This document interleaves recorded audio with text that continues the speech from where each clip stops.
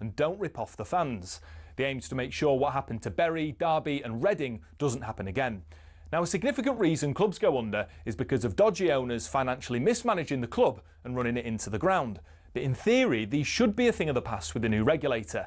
They'll be able to use data from the National Crime Agency to perform stronger fit and proper persons tests and can even force owners to give up their stake in a club, which for certain supporters might be a welcome relief.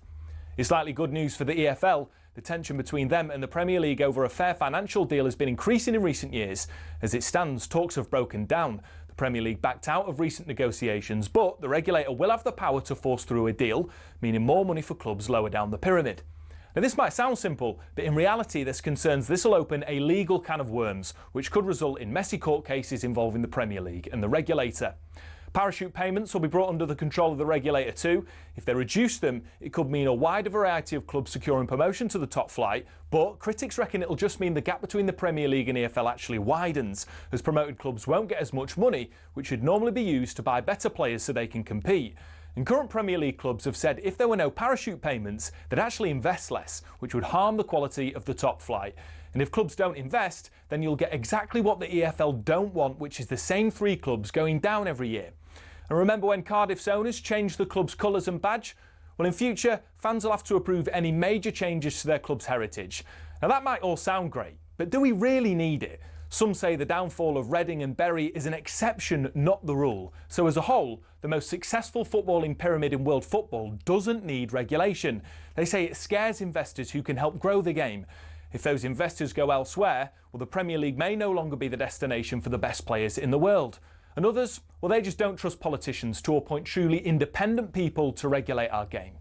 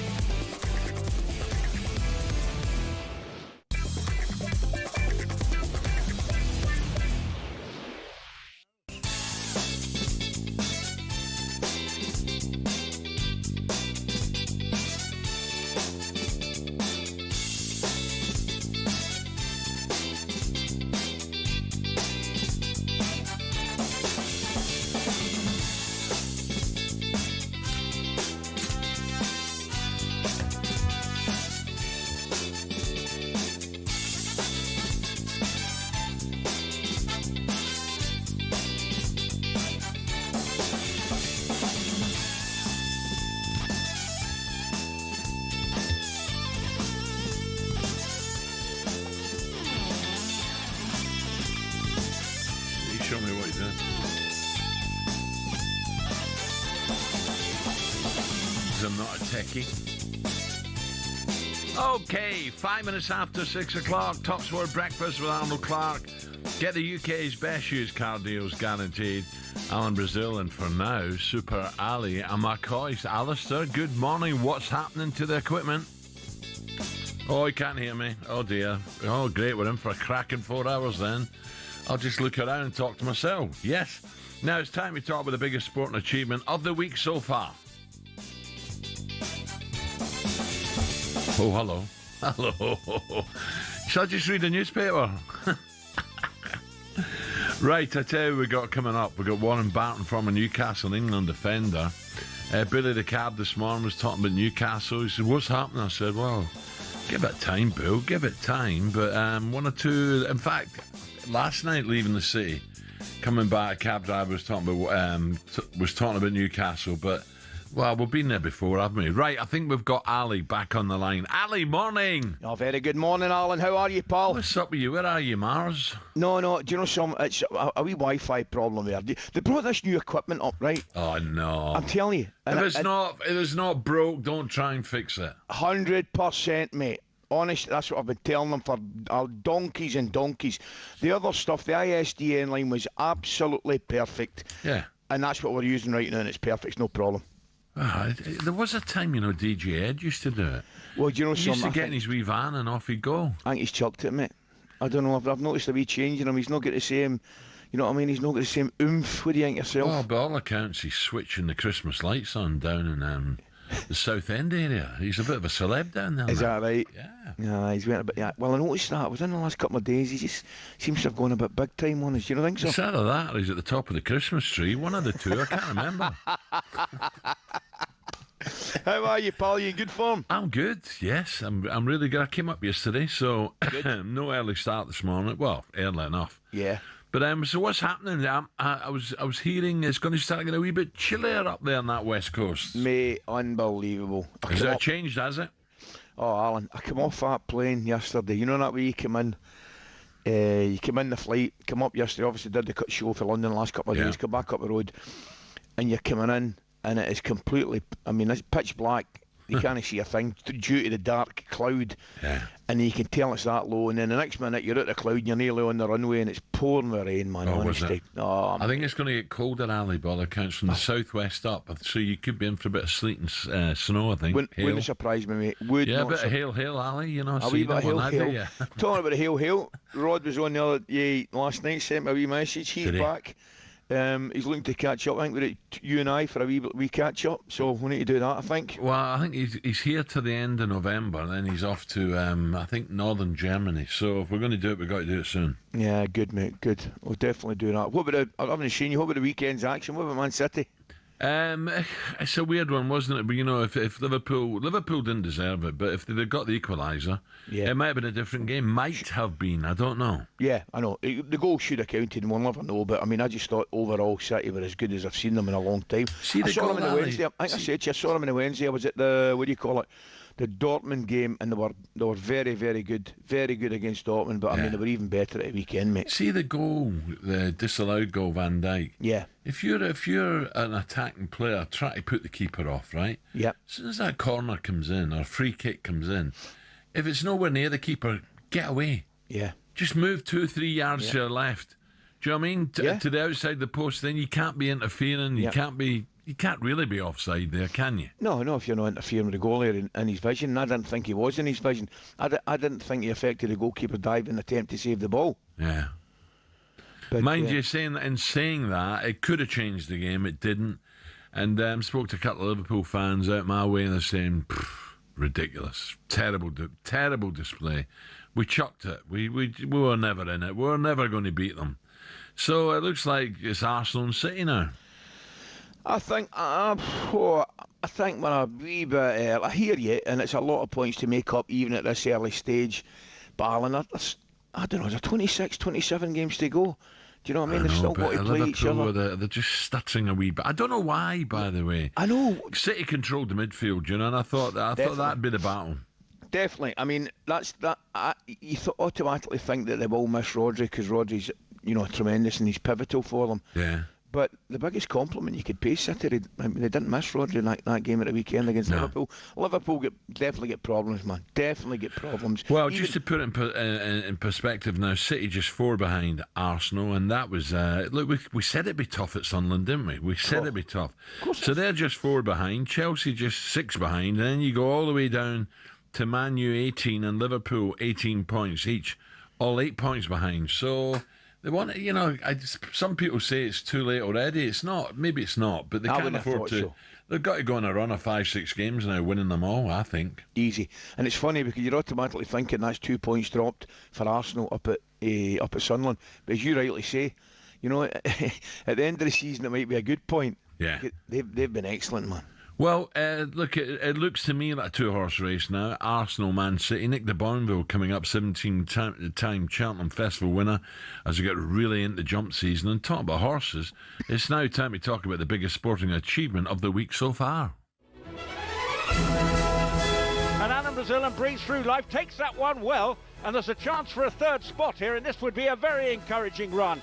Coming now, fresh kicks, never been headed, Casino de Mott, and running on is Alan Brazil. Wow, finding some stamina from somewhere, not going to win, jumps that final flight, and actually jumps it pretty well. So actually, Alan Brazil has not been a total embarrassment. What do you think, Al? I mean, I looked at that and I thought something, and I had loads of texts and emails in. Is your horse? I said, it's nothing to do with me. oh, But it's very interesting the way it's spelt. Because I have said in this programme before, there was a bit of a... Yeah, but my this is weird, right? For some reason, it was a bit like... Oh, God, how long we got? It was a bit like The Godfather when he came over. yeah. And they asked little Vito, where you Corleone, because he couldn't speak English, so he was Vito Corleone, wasn't he? But that wasn't his real name. Ah. And I think when they came over, my mob, something got lost in translation. Instead of Brazil, and it wasn't with an S, it was with a Z, mine, Brezil, it became Brazil. And I think the old man couldn't be bothered changing it. Something like that. I've never got to the bottom of my family tree. No. I know, family trees are amazing, mate. I've got to say, amazing. But my dad was from the Gorbals. My mum was from Govan. So, you know, they were Glaswegians. And what about their parents? My granny was from up north of Glasgow. Is it North Glasgow? I think she was over up sort of up the top north and just over to the right a wee bit. But I've no idea where my granddad was from. No idea. No? No, they don't talk about him. I think he got blown out. I think he was a boozer and a gambler. Listen, the highlight of the week was Rupert's commentary, and it was definitely with Brazil running on. Now, I'll need to be honest, mate, I couldn't see you running on. I had you down for maybe a 5 furlonger. No, miler. I'd been a miler. But then I remembered, of course, you did that marathon in about 2 hours, 20 minutes in a pair of Stan Smiths, didn't you? Correct. And then bolted the last 2 miles, going past people. As I passed him, what's up with you? Brilliant. I was talking about Cheltenham yesterday. Oh, can't wait. Sunday night, Leg and Arms. Monday, John Joe's, and then Bosch. Tuesday, Wednesday, Thursday, Friday, Broadway. Yes. It's fantastic, isn't it? Absolutely fantastic. Really is. There's a meeting beforehand, there's a meeting in November, isn't there? It's a great meeting, Ali. And I mean a really good meeting. And also, I think is it this week or next week? Friday, Saturday, Ascot. Yeah. There's good jump racing at Ascot. So from now all the way through to Cheltenham, it's brilliant. You get a King George, Boxing Day. Of course you do. It soon comes round, doesn't it? But Cheltenham, you got to speak to wee Ivor and get it sorted. Roger, if you're listening, morning, Roger. He's my top guy. Sorts all my gear out. And some people I was with yesterday, they're in for 2 days of the corporate after the radio, so I'm looking forward to that as well. Good stuff, mate. It's going to be great, and we got a couple of big games coming up with Scotland. We'll talk about that. We'll talk about Ben Eubank. I'm not sure I want to talk about this paddle game, but we'll see. Coming up, we celebrate the birthday of a true music legend, also turn attention to the back pages with the England rugby team. We're joined by some very special guests ahead of the big game against the All Blacks, and it's coming this weekend. There have been many epic sporting rivalries. Ali versus Foreman, Prost versus Senna, Borg versus McEnroe. But now talkSPORT presents the rivalry to end all rivalries. O'Hara and Agbonlahor versus Goldstein and Bent. Giving it a big one 24/7. Mate, you win a game of darts, you're not humble. And it's winner takes all in the ultimate paddle showdown. Watch all the breathtaking action live on talkSPORT's YouTube channel this afternoon from 1:30 and hear regular updates throughout the epic confrontation on talkSPORT. There have been many epic sporting rivalries. Ali versus Foreman, Prost versus Senna, Borg versus McEnroe. But now talkSPORT presents the rivalry to end all rivalries. O'Hara and Agbonlahor versus Goldstein and Bent. Giving it a big one 24/7. Mate, you win a game of darts, you're not humble. And it's winner takes all in the ultimate paddle showdown. Watch all the breathtaking action live on talkSPORT's YouTube channel this afternoon from 1:30 and hear regular updates throughout the epic confrontation on talkSPORT. Hi, I'm Jeff Stelling. Get ready for a fast-paced Thursday night 2026 World Cup qualifier live on talkSPORT. The Three Lions attempt to continue their unbeaten streak. England versus Serbia. All the big match build-up begins at 7 with edgy, out-and-out full match commentary from 7:45. That's that! Plus, have your say after the final whistle on the sports bar from 10. It was all over the park. Get your fill of thrilling Thursday night 2026 World Cup qualifying football on talkSPORT. Here we go. talkSPORT Superstar Breakfast. Waking you up like an angle grinder of sport in your ear. talkSPORT Superstar Breakfast. Wakey. Here we go. Supersize your morning. The Superstar Breakfast, starring Alan Brazil on talkSPORT. Here we go.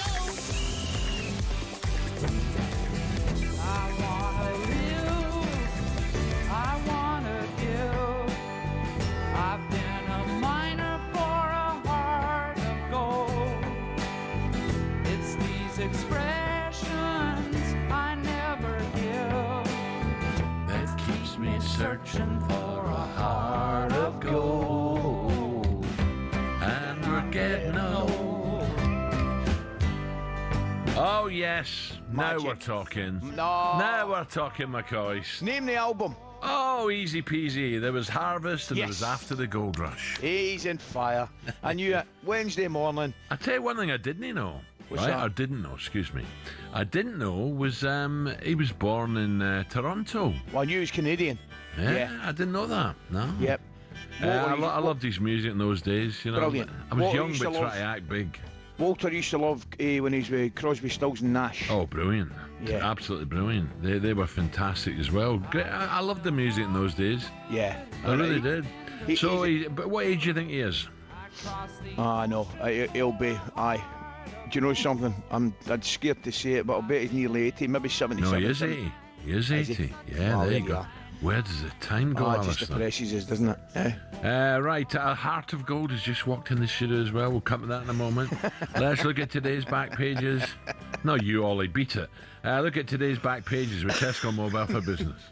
Back page review on talkSPORT with Tesco Mobile for Business. Get a £60 welcome bonus with our great Black Friday deals. Offer ends 1st of December. Terms and verification at tescomobile.com/business.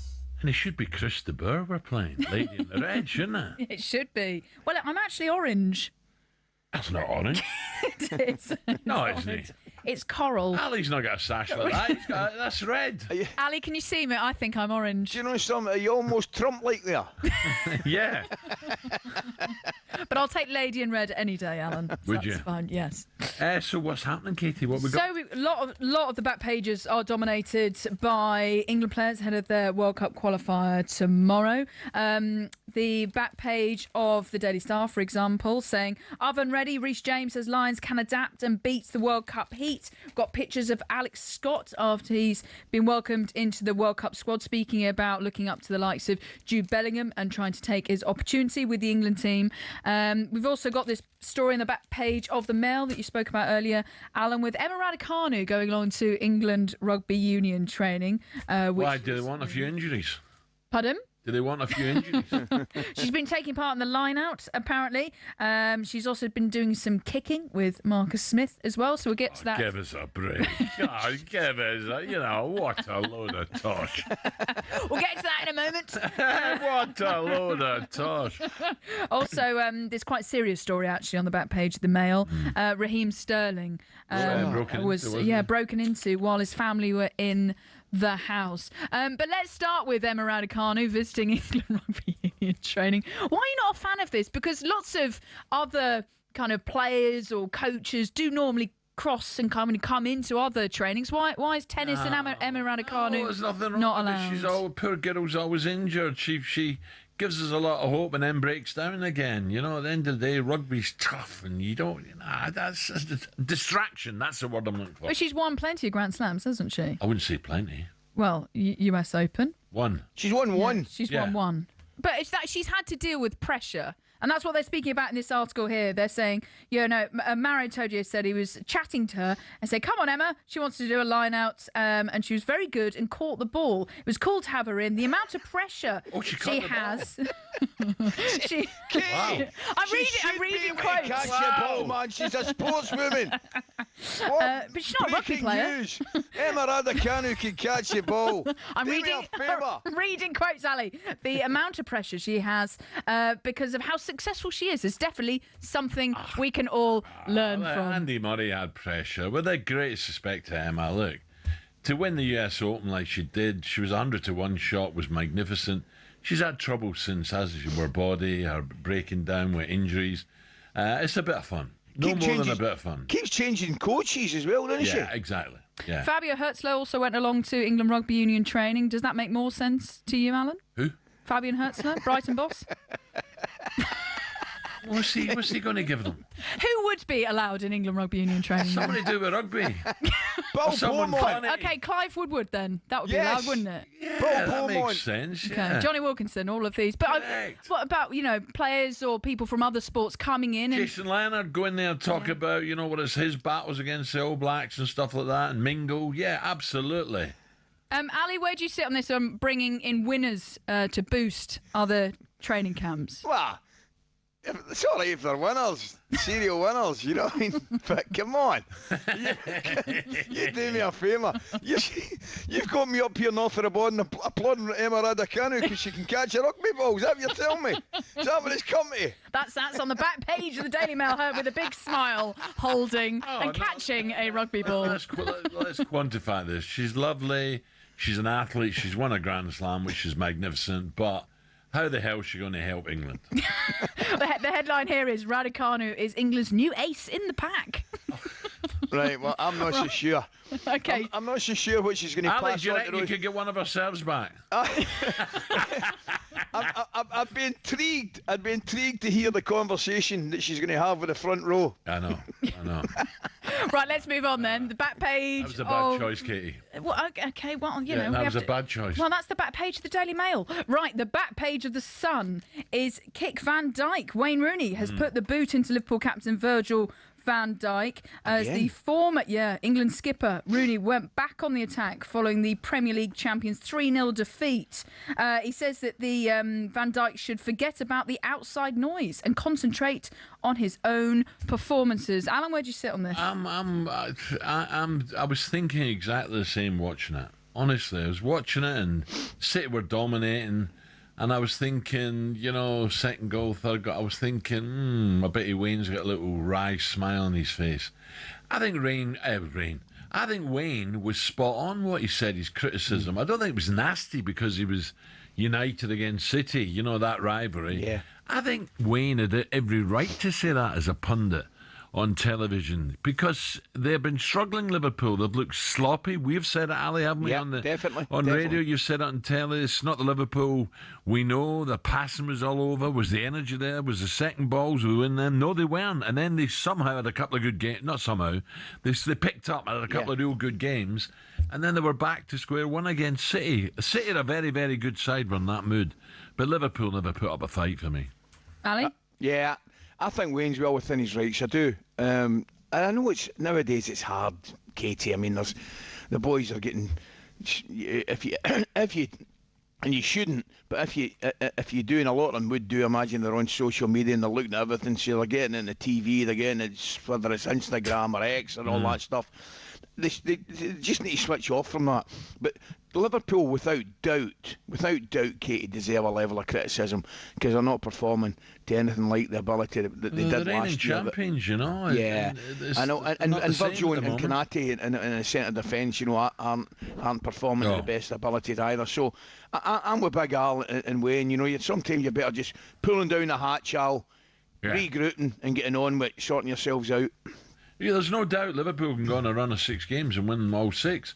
There's no point whinging about it. Just, get on with it. Take the criticism and also take the applause as well if you deserve it. And, like last year they were brilliant. This year they're at 6s and 7s. Yeah. Okay, this other story to bring you on the back page of the Daily Star. Alex Scott, I'm the man. How much are you looking forward to, Alan, seeing Alex Scott hopefully thriving for England? And do you understand why Thomas Tuchel has brought him into the England squad? I think it's really. I think Thomas is. I think the manager's just having a look at everyone possible that he thinks he's done well. I wonder what he'd be like in an England shirt, And I think he's got to have in his head. He either one starting 11 or the second starting 11. He thinks that'll be the big guns that play in the big games. So I don't blame him giving other people chances. But at the same time, he's got one. If I was Thomas, I'd be thinking, how the hell am I going to play? What system am I going to play? Who's going to play in midfield? That's his biggest worry. I like it. I've got to say, guys, I like it. I think one thing it does as well, it shows you that he's more than, he'll give everybody a chance, is what I'm trying to say. He'll give everybody a chance. Correct. I mean, the one I like as well, Katie mentioned it, I think Elliot Anderson's come in and done really, really well. And the one thing about Tuchel, when he bring in Alex Scott in, I think he's got to give him game time, and obviously it's an experience for him getting in and around the squad, but I think this is a perfect opportunity to give him game time as well, so it'll be interesting to see what he does. And experience of being in and around the squad, in case he's called on. Look, I doubt very much he's going to start when it really, comes down to it, but you don't know, injuries and stuff like that and loss of form, so why not? Yeah, absolutely, that's what squads are for. Well, Bukayo Saka has also backed Thomas Tuchel to finally get the best out of Jude Bellingham and Phil Foden for England. Thomas Tuchel recently saying that he doesn't see Phil Foden as a winger. He sees him as more of a central role in that kind of 9.5 is what he said, with Jude Bellingham as number 10. Can you understand this? Well, I was going to say Phil would be sort of midfield come inside forward. He's lovely when he gets his ball on the half turn. There's no one better on the half turn than Phil Foden for me. He's brilliant when he gets at the half turn. Suddenly he's facing up defenders, getting half a yard and curling with his left foot in that bottom corner. Brilliant. I think he's wasted on the wing. I think he's right. Yeah. I think he's got a real problem's not the right word, but he's got a real dilemma trying to get his top players into the side in positions that suit them all. Do you know what I mean? If the fact of he's saying Bellingham's a 10 and Foden's a more 9.5, straight away, if you play the two of them, you're going to have to play with 2 10s and maybe not two wider boys with Harry Kane up through the middle. So he's got a lovely, I'm loath to use the word problem, he's got a lovely dilemma with all those talented forward players. Yep, I agree. Katie, nice one. Thank you. Thanks, Katie. Right, coming up, we have John McCaffrey, Scottish football journalist. We get two big games coming up for Scotland.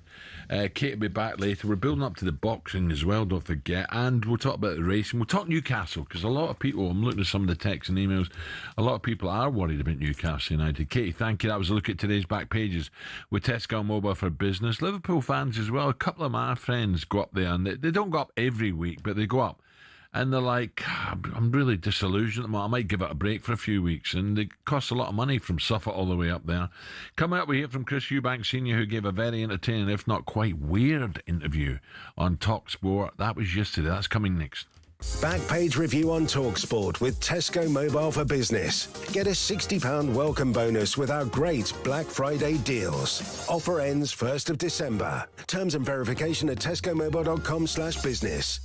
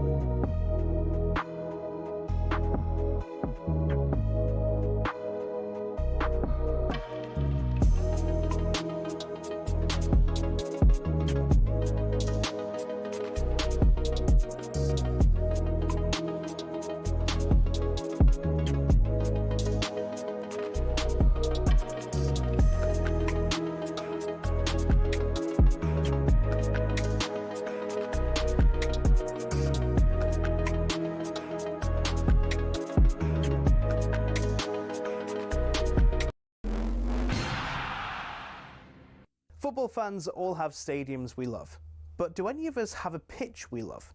It might sound like an odd question, but pitches can be different sizes with big consequences. Why is that? And what are the actual rules behind it? Back when association football started, pitches could be 100 metres wide and 200 metres long. That's longer than Ellen Road. Not the pitch, the stadium. Anyway, UEFA wanted a standard across Europe which became 105 metres long and 68 metres wide. But some clubs had been rebels, not intentionally but because of the stadiums. Take Highbury for example. It was 5 metres shorter and a metre narrower, meaning away sides had a challenge just to adjust. Today, Forest Pitch at the City Ground is a big one, 2 metres wider than others. But the smallest of all? Craven Cottage, just 100 metres long and 65 metres wide. There are a couple of crazy outliers in Europe too, such as Napoli's home ground, the Stadio Diego Armando Maradona, where the pitch is a whopping 110 metres long. So UEFA have their standards, so do the FA, but they give pitches in England some wiggle room. Pitches can be anywhere between 90 and 120 metres long, between 45 and 90 metres wide. Just imagine a pitch that's 120 metres long and 45 wide. Madness. So there you have it. There is a standard size and most teams do generally follow it. But as we all know, size doesn't matter, does it?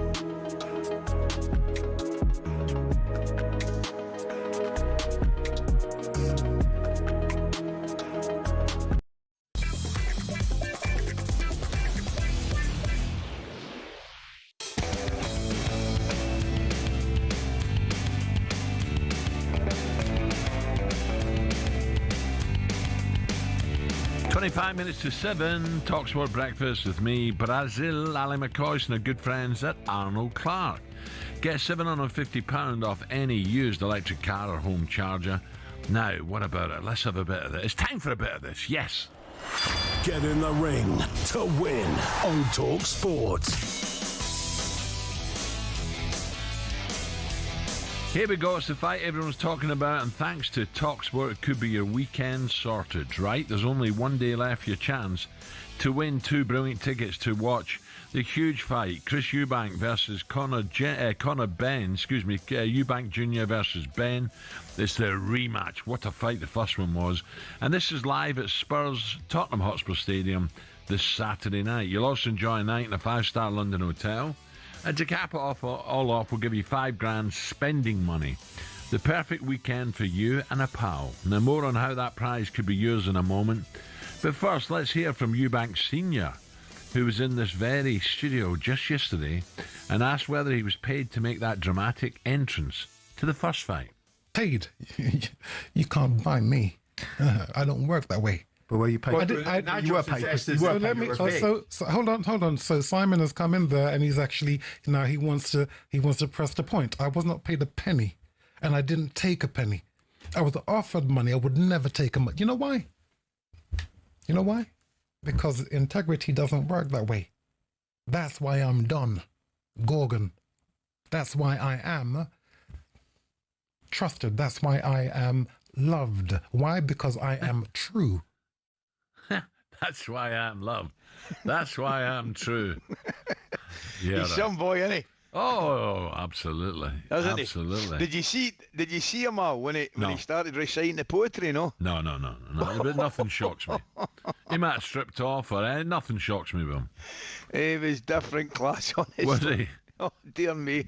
The boys in the studio, the two of them were bamboozled. He was reciting poetry at one point. The thing is, with the greatest respect, he's had his day, hasn't he? He's still entertainment. He's had his day.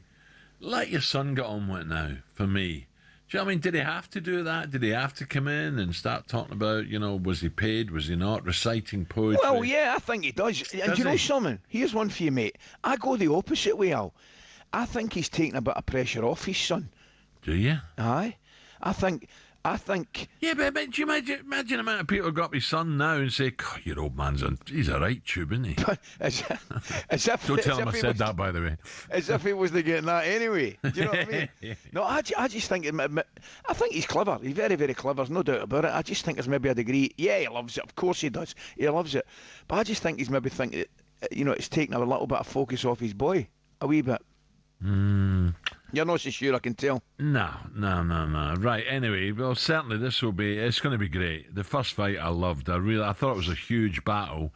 One or two people saying in the papers today that they think that Conor Benn wants it more. Now, I think that's a bit of a slur on Chris Eubank. I'm not sure about that, but, Conor Benn, he will be thinking nothing else at all in his life apart from going through them ropes and getting revenge. That I do know. Yeah. There certainly will be a spectacle, that for sure.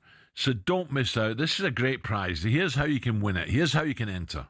18 plus, UK excluding Northern Ireland. For a chance to win, text the word BOX to 83338 and you're in the draw. Text costs £2 plus one standard network rate message. You must have the bill payer's permission, or you can enter for free by calling 0330 880 3338. All entries must be received by the 13th of November at 1 p.m. and you need to answer our call to win. This is a TalkSPORT limited promotion. Full terms and conditions at talksport.com. Yeah, it's going to be fantastic. Now, what about Scotland? We'll come to Scotland's big games coming up as well. But domestically, right, Martin O'Neill may have won all three of his domestic games back at Celtic, but the Hoops are still deep in search for Brendan Rodgers' long-time successor. Someone said to me they're going to go real left wing, something that we don't know much about, and I thought, really? And I was trying to... I hope they're going. Listen, just for the record, I hope they're going to go left field rather than left wing. Well, you know what I mean? No. This guy, he's a big socialist and used to play number 11. Now, if they'd gone right wing with somebody like wee Jinky Johnston or something like that, I could have accepted that. Wee man was the best ever, wasn't he? You've got a point. But I was. He said there's three we're looking at. Three wingers we're looking at, right? Who they appointing? Mussolini? Well, yeah, I think he's in there. TalkSPORT. Of course, he was the opposite direction, wasn't he? They still might win the league with him. TalkSPORT understands Columbus crew boss. Nah, I don't know this guy. Do you, Ali? Wilfred Nancy has emerged a leading contender to become Celtic's new manager. The Scottish Giants are also considering Bodo Glimt's, is it Knutson? But Frenchman Nancy has seen as many attainable at this stage. So who are these people? I don't know. Is he another Ange? Could history about to repeat itself? I'm not sure I want to read this out, to be honest. Is this a wind-up? I think we might have to... breaking news coming out of Scotland here as Celtic have applied for exemption with UEFA for Yokohama Marinos boss Postecoglou to manage in Europe. He does not hold the required UEFA Pro licence. This has got to be a wind-up. No. Dear, oh dear. What do you think? Oh, he'd be a great manager. Huh? Where did they come up with these guys from? Honestly, I shouldn't wallow in your despair, but I'm loving every minute of it. Yeah. Well, listen, I can hold my hands up, Alistair. When he starts winning everything, it's not a problem. And he was excellent. Maybe the big fella was Nancy excellent. Can do it as well. Correct. I don't know who the other two are, by the way. But is that? Well, the boy at Bodo Glint's been brilliant, Alan. Yeah. I don't pronounce it, Kitty Newton, I think it is. He's been tremendous. They've had some incredible results, particularly at home in Europe. What about the team that drew with Celtic and drew with Chelsea? What about their manager? Yeah. Off the top of my head, I'm thinking, is it Astana or something? No, I can't remember now. Yeah, but we all slagged. Was it Karabag Galley that we slagged Celtic off? It was a mob used to beat anyway. It was definitely a mob used to beat. And then drawn with Chelsea 2-2. So they're out there. Well, Brighton seem to find players and managers we don't really know about. So, and maybe that's what they're looking at to take a step out of, the Brighton owners' book. I don't know. Look what he's doing with Hearts, crikey, But listen, I think there's a long way to go. And plus, with the break now, it's nice. The board can get their heads together. But I wouldn't be in a rush to get rid of Martin just yet, to be honest. No, I think I'm with you on that one. Yeah. Do you think it could be? Do you think it could be in by the start of the SPL again, or do you think they'll take their time because we get the? Well, they've got to get it right, haven't they? And they're very, very fortunate due to the good decision that they made. Very good decision bringing Martin in. Martin obviously knows the club, been there before, been over the course and distance. So it kind of gives them. The safety valve of a bit of time, doesn't it? Yeah. Well, let me say a very good morning, Scottish football journalist Josh McCafferty. Josh, a very good morning. Morning, Josh. Hi, Josh. Yeah, good morning, guys. How are you doing? Good. Doing well, no thanks, doubt you'll be looking at this guy's, his career so far. This Nancy. What do you make of it? Is this just a few names thrown in there, or is this a serious chance that Celtic may go for this fella? I think there is a serious chance, and it would be a big chance they're taking in appointing Wilfred Nancy. He's a Frenchman, 48-year-old who's plying his trade out in the MLS with Columbus Crew. He's only got just over a couple of years of managerial experience. He initially took charge of Montreal, spent over a year there, then went to Columbus Crew, won the MLS Cup with Columbus Crew, won the Leagues Cup with them. He was MLS Coach of the Year for 2024, and he also led Columbus Crew to the final of the CONCACAF Champions Cup, which is essentially the Champions League for that part of the world. So far he's pretty good, yeah. He's got a decent track record so far. I think there have been comparisons with Nancy and Postecoglou. Obviously, you brought up that clip earlier that you probably don't like seeing often, Al. It doesn't bother me because I was quite honest. I'd never heard of Ange, so don't bother me. But there are comparisons, however. I think before Postecoglou came to Celtic, he had a greater track record of success. He'd managed the Australian national team, managed multiple clubs across multiple nations, and won trophies and league titles with all of them. So Nancy has much less experience, and I think it would be a much greater risk if they went for him. But sometimes in football, the higher the risk, the higher the reward. Josh, what about enough about his mob? Let's move on to greater things, and that's obviously Scotland, mate. Unbelievably, massive game. And I'm not even thinking about Denmark. They can't be thinking about Denmark. Greece, Nobody can be thinking about Denmark. We've got to get something against a team, by the way, Josh, that probably should have beat us and we ended up beating them 3-1. Yeah, the performance against Greece was not great, was it? But at the end of the day, you got the result, and that's all that matters. I think going over there to Greece, it's going to be tough. However, they've lost 3 out of their last 3 games. They've conceded 3 goals in each of them. They've essentially got nothing to play for. So I think Scotland should go over there feeling a bit confident. Back-to-back wins on the bounce, doing pretty well. And it's a once-in-a-lifetime opportunity, really. Scotland have got this international break. I've never ever seen Scotland at a World Cup, so just hoping they get the result on Saturday, and then it sets up a massive showdown with Denmark on the Tuesday. It's going to be tough, but you never know. McFadden's goal in Paris, and now and again you have these incredible shocks with Scotland. Just going back to Martin O'Neill, do you think, Josh, they'll get someone in by the start of the SPL, or is that just rushing it too much? I think they have the benefit of time because they know the team is in safe hands with Martin O'Neill and John Maloney. The players are playing for them. They're ticking over fine domestically. A couple of wins on the bounce now, so they're doing well. I mean, personally, I'm not sure. I genuinely don't know if they're going to get someone in, but I don't think it really matters. There's a fine balance, though, for the club and the board. They can't wait too long because the January transfer window is just round the corner, as we know. Ideally, they would have someone in situ for then. So they've still got, even after the international break, I'd still say there's a couple of weeks for them. Is there anyone, Josh, finally, because I've got to break, is there anyone in Scotland you can think of that might come in and do a job for Celtic? Not particularly, to be honest. Derek McInnes has done a terrific job with Hearts, but he's never going to get the Celtic job or take the Celtic job, and that's the only real candidate I can think of. Yeah. That's not an easy one, is it? Right away I was thinking of Poch. Poch has got the USA job. You got the World Cup coming up. If you want a big name, but as I said earlier, the guy I was speaking to said, no, it's you probably want to hear the three guys that they're looking at. So I think we just have to wait and see. But at least we've got one name to look at now, and we wish him well if he gets the job. Josh, listen, enjoy the Scotland games, and we'll talk later. Thank you very much. All the best, Josh. Thanks. Josh McCafferty there, Scottish football journalist. Ali, any quick ideas? You know something? What do you mean you don't care? No, I do. Obviously I do. I'm kidding on, and I'm joking with you. See, that's the one thing about Celtic. When they went for Postecoglou, Big Ange, I mean, they now know without fear that they can go and get somebody that might be slightly under the radar or off a lot of people's radar, but that doesn't necessarily mean that he's not going to be a success. Well, the classic example was Arsene Wenger.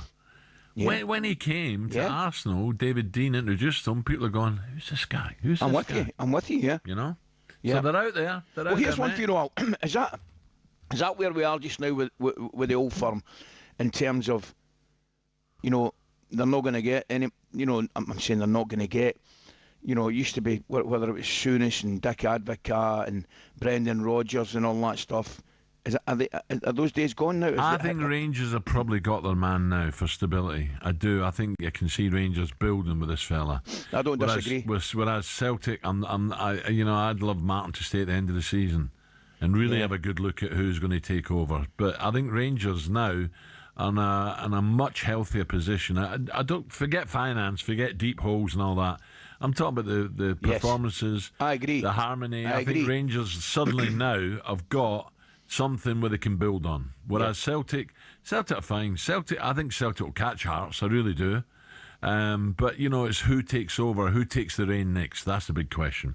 Right, coming up, we turn our attention to the game today that has already turned very nasty. Gabby and the Chunk versus Dan and Ben and Goldstein in Paddle. The War of Words has already started. We'll hear it next.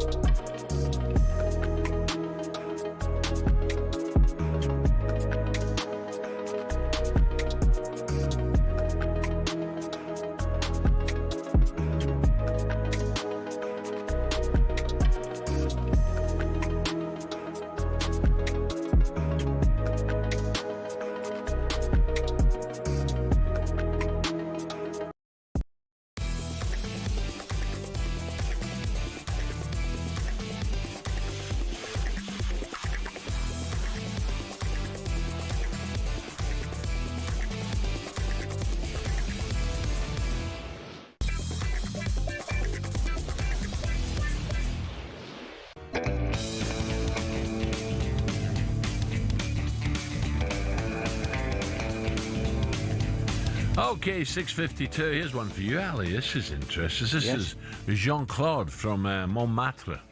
He says, Alan, you're right. How do you come up with these gems? When he was young, Wilfred was a junior member of the French Socialist Party in France. Right. Hey, you're digging your way. I'm digging big style here. Brilliant. I was killing myself laughing at me. I swear to God, that was brilliant. Brilliant. Today this happened. 3 Premier League icons. Darren Bent is closing in on goal. Brilliant from Bent. O'Hara! Oh, magnificent goal! Jamie O'Hara. Bonlahor has scored. And Andy Goldstein. Only Bentley looks like an ex-athlete, right? The other two look like the Chuckle Brothers on speed. In the sporting event of the year. Gab, are you going to pack in broadcasting if you lose? Pardon? They will do well to come second in that contest tomorrow. They have absolutely no chance. No chance whatsoever. Oh, drop me out. You're joking. It's paddle, but probably like you've never seen before. It's a little bit like squash, isn't it? You've got windows and it comes up, you can hit it off the window. Whoosh, have that. Do you know, Ali and Katie, you know when you're ill, you take, this time of year you take penicillin or you take hot Lemsips. Gabby gets rid of his lurgy by playing paddle. How does that work? Yeah, suddenly made a big appearance for this big paddle tournament featuring 4 talkSPORT presenters. Very good. So it's going to be live on Hawksbee and Jacobs this afternoon. What? With the bragging rights of breakfast against Drive on the line. So surely, boys, we've got Gabby and Jamie O'Hara have to win. So, Alan, who are you backing, realistically? Who's the other? So it's Drive. So it's Andy Goldstein and Darren Bent up against... Benny's the best player of the 4, I believe. Whereas So I've Goldstein heard. will be the worst. So you get the best and the worst against two 5 out of 10s. 5 out of 10. 5 out of 10. Even Gabby, a 5 out of 10. Oh, Gabby's murderous. Timing was telling me he can't play. He can't get about the court. Do you reckon? Yeah, well, that's what. Ali, where do you sit on this? Do you know what it's like? It's like a national league, right? It's like, I mean, you'd watch it, but it's York versus Rochdale. That's what it is. Do you know what I mean? It's not doing anything for me. I mean, if Big Al and I were involved, we'd take it a different level. Begin with that. I was going to say, where are you sitting? Champions League place? I'm going to watch it. Premier League. I'm going to watch it from the balcony of Boisdale today. I was going to say, you're going to go and support. I'm a hell. Get your pom-poms out. I'm sitting in front of the fire with a gun. Don't worry about that. Stuff the paddle. Well, you think that Gabby would be talking up his teammate, but instead he's piled the pressure on Jamie to perform. He's not done any exercise since he retired, so I'm a bit worried about, is he going to be able to get the ball back? I don't think he did exercise when he was a pro, did he? Do you know what else I've said to him as well, Benty? Go on. I phoned him earlier, I says, only 1 chicken Kiev tonight, not 3. Gabs, how'd you get on? I know you played today, how'd you get on? You know what, I got a good win this morning, Benty, after you were playing, weren't you? Yeah, in Coventry, good game. I'm getting better at, just taking my time with shots, not trying to smash everything. Okay, good, nice, looking forward. Have you got a game plan? I mean, you've never played together. Me and Benty have played together numerous times. You got a game plan? What happens in doubles sometimes, and Benty knows more, is you can sort of help your partner out and come and take their shots. I think that's what Benty's going to try and do tomorrow. I think that's going to be key, isn't it? Make sure you just don't go to the net and smash it. I played paddle a couple of times. I actually played against Troy Deeney. And Troy Deeney actually won. His partner was very, very good. Well, you can get round the court with Troy, but you can't get round Troy. Morning, Troy. So, Alan and Ali, if you were to give an inspirational speech to either of these pairs, what would you say, Alan? I'd say, quite simply, chuck your paddle rackets on the floor, come down the gun with me. You're wasting your time. Ali? I'm very much in Alan's corner here. That's really good. It's one of these games, I'm brutally frank, if it was getting played in my back garden, I'd close the curtains. What a waste of money, yeah? Because it's not cheap to play paddle, is it? No, it's normally about £20. I think, of the 4, I think Benty will look the part. Yeah. Okay. But that doesn't mean he's going to win. No, he's the best player. Okay. I think Gabby's going to be pretty good, you know. Well, Lazarus, you mean? You know, how all of a sudden he's fit and healthy? Here's a question for the pair, and I don't even know the answer. What do you wear on your feet? Do you wear tennis shoes or do you wear squash shoes? I think it's anything. I've played in all different types of shoes. I played a lot of squash in my time, but You don't wear Well, shoes. you'd be good at it because it's definitely you more don't- like You don't wear shoes, Ali. When you paddle, you get wet. You feet wet. it's 2 minutes. Oh, It's God. definitely more squash than it is tennis, Katie. yes, it's more in the wrists, but you can't hit the back wall because that's straight away out. So you've got is to. it? Yeah, you can't hit the back wall straight away. You've got to make Sounds sure too it bounces. complicated, this paddle for Yeah, me. but if Gabby loses today, I've been reliably informed by the breakfast team Given up. that he will have to do the show from Birmingham's training ground. So that's some incentive. Well, you can't find that. I was meant to meet him there before and he couldn't find it. Really? Yeah, and then the Belfry was the Belfry. She's down the road from the training ground. He's a numpty. Still to come on breakfast. Superstar Breakfast preview on talkSPORT with Travis Perkins. Download the new improved app to easily manage your accounts and quotes. We're really clutching at straws here with this paddle, aren't we? I know it's international break, but for God's sake, can we have a poker tournament or something? You know, paddle. Give us a break. Do you know the one thing I have noticed when I'm looking at the two in that studio, Katie? There definitely seems to be a lot more room when I'm not there. Yeah, I'm spreading out, Ali. It's great, look. Exactly. I've got you. I've clocked you. Well, try and get a visa, because you're never here. Newcastle endured a difficult start to the Premier League campaign, only 12 points from 11 games. They're 14th in the table. Are the club, are they letting down Eddie? Or is he potentially becoming the problem? One or two people sniping again. We had it last year for a bit, didn't we? We'll now get the take of former Toon defender Warren Barton. Warren coming next. That was a look ahead with Travis Perkins. Thank you, Katie. Superstar Breakfast preview on talkSPORT with Travis Perkins. Get free next day track delivery. Head to travisperkins.co.uk or download the app.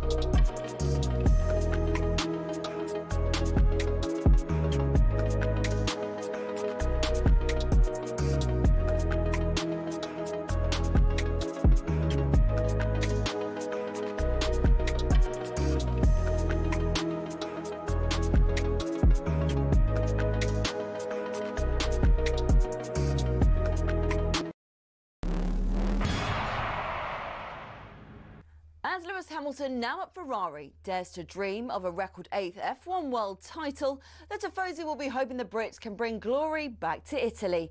To many, Ferrari and Formula One are inseparable. They're the only team in the sport today to have competed in the first World Championship in 1950, are the most successful team in history, and have built some absolutely gorgeous cars. Their first driver's title was won in 1952 by Alberto Ascari. Considered one of F1's most dominant and best-loved champions, he drove the iconic Ferrari 500 and defended his title the year after. It was Juan Manuel Fangio in his Ferrari 250 who secured the team's next driver's title in 1956. Remember, he was world champion 5 times with 4 different teams. Mike Hawthorne, Phil Hill and John Surtees also won titles for Ferrari in the 50s and 60s, and the cars back then were beautiful, and they even sounded great, didn't they?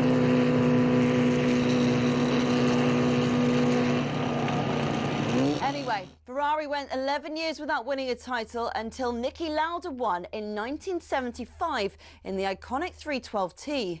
Throughout much of the 80s and 90s, though, Ferrari looked like they'd never go all the way again. Le Professeur Alain Prost came pretty close in 1990, but lost out to his bitter rival and former teammate at McLaren, Ayrton Senna. It was only when John Todt recruited a swathe of staff from outside of Italy, including Michael Schumacher, that the glory days returned 21 years after their last driver's title. The turn of the century saw the prancing horse sprint to an unprecedented 5 consecutive championship doubles. And after Schumacher left, Kimi Raikkonen reclaimed the driver's title immediately. But despite employing 1,500 people, the Iceman remains the last Ferrari world champion.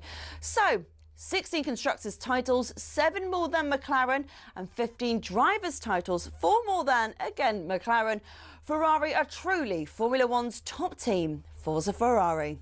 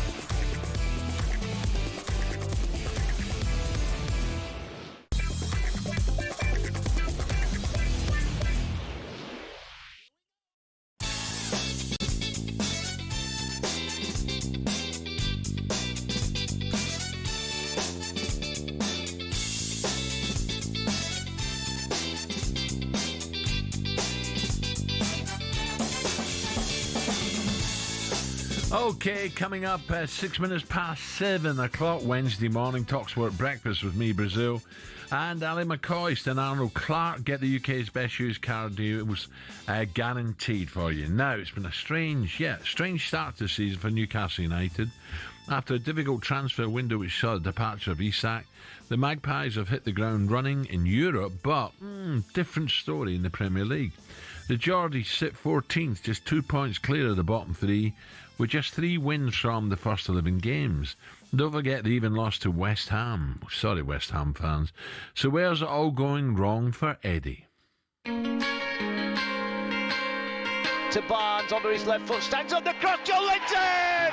Heads it in from close range! third successive Champions League win for Newcastle United. The emotions with the Champions League games are just higher for the players. If you're slightly flat or you're slightly off in the Premier League, you're going to lose. Brentford 3, Newcastle 1, still no win on the road in the league, and yet another defeat. It leaves them 14th in the Premier League. I have no fears for Newcastle United about being moderately successful this season. If anyone's going to get it right, it's probably Eddie Howe and his management team, because I think they've got most things right in Newcastle in the last 3 or 4 years. I think Eddie Howe's took the team to that level. I think he's found his level. But how do you get to that next level? Getting him back in the Champions League, so they've seen Champions League football. He's won them a trophy that they've been desperate for such a long time. He's kept them competitive. I think it's absolute madness. The fans are calling them out now. We feel like we've been a bit like that in the Premier League, where we've stepped forward, and you think that's a big turning point. We want to make sure that we don't become that team that's yo-yoing, and I know the players are frustrated as well, so I don't think it's from a lack of effort. Yeah, so that's right. It has been a difficult few months for Newcastle after a tricky transfer window. Departure of Isak was replaced by Voltamad, who has scored 6 in all comps so far, so we're not blaming him.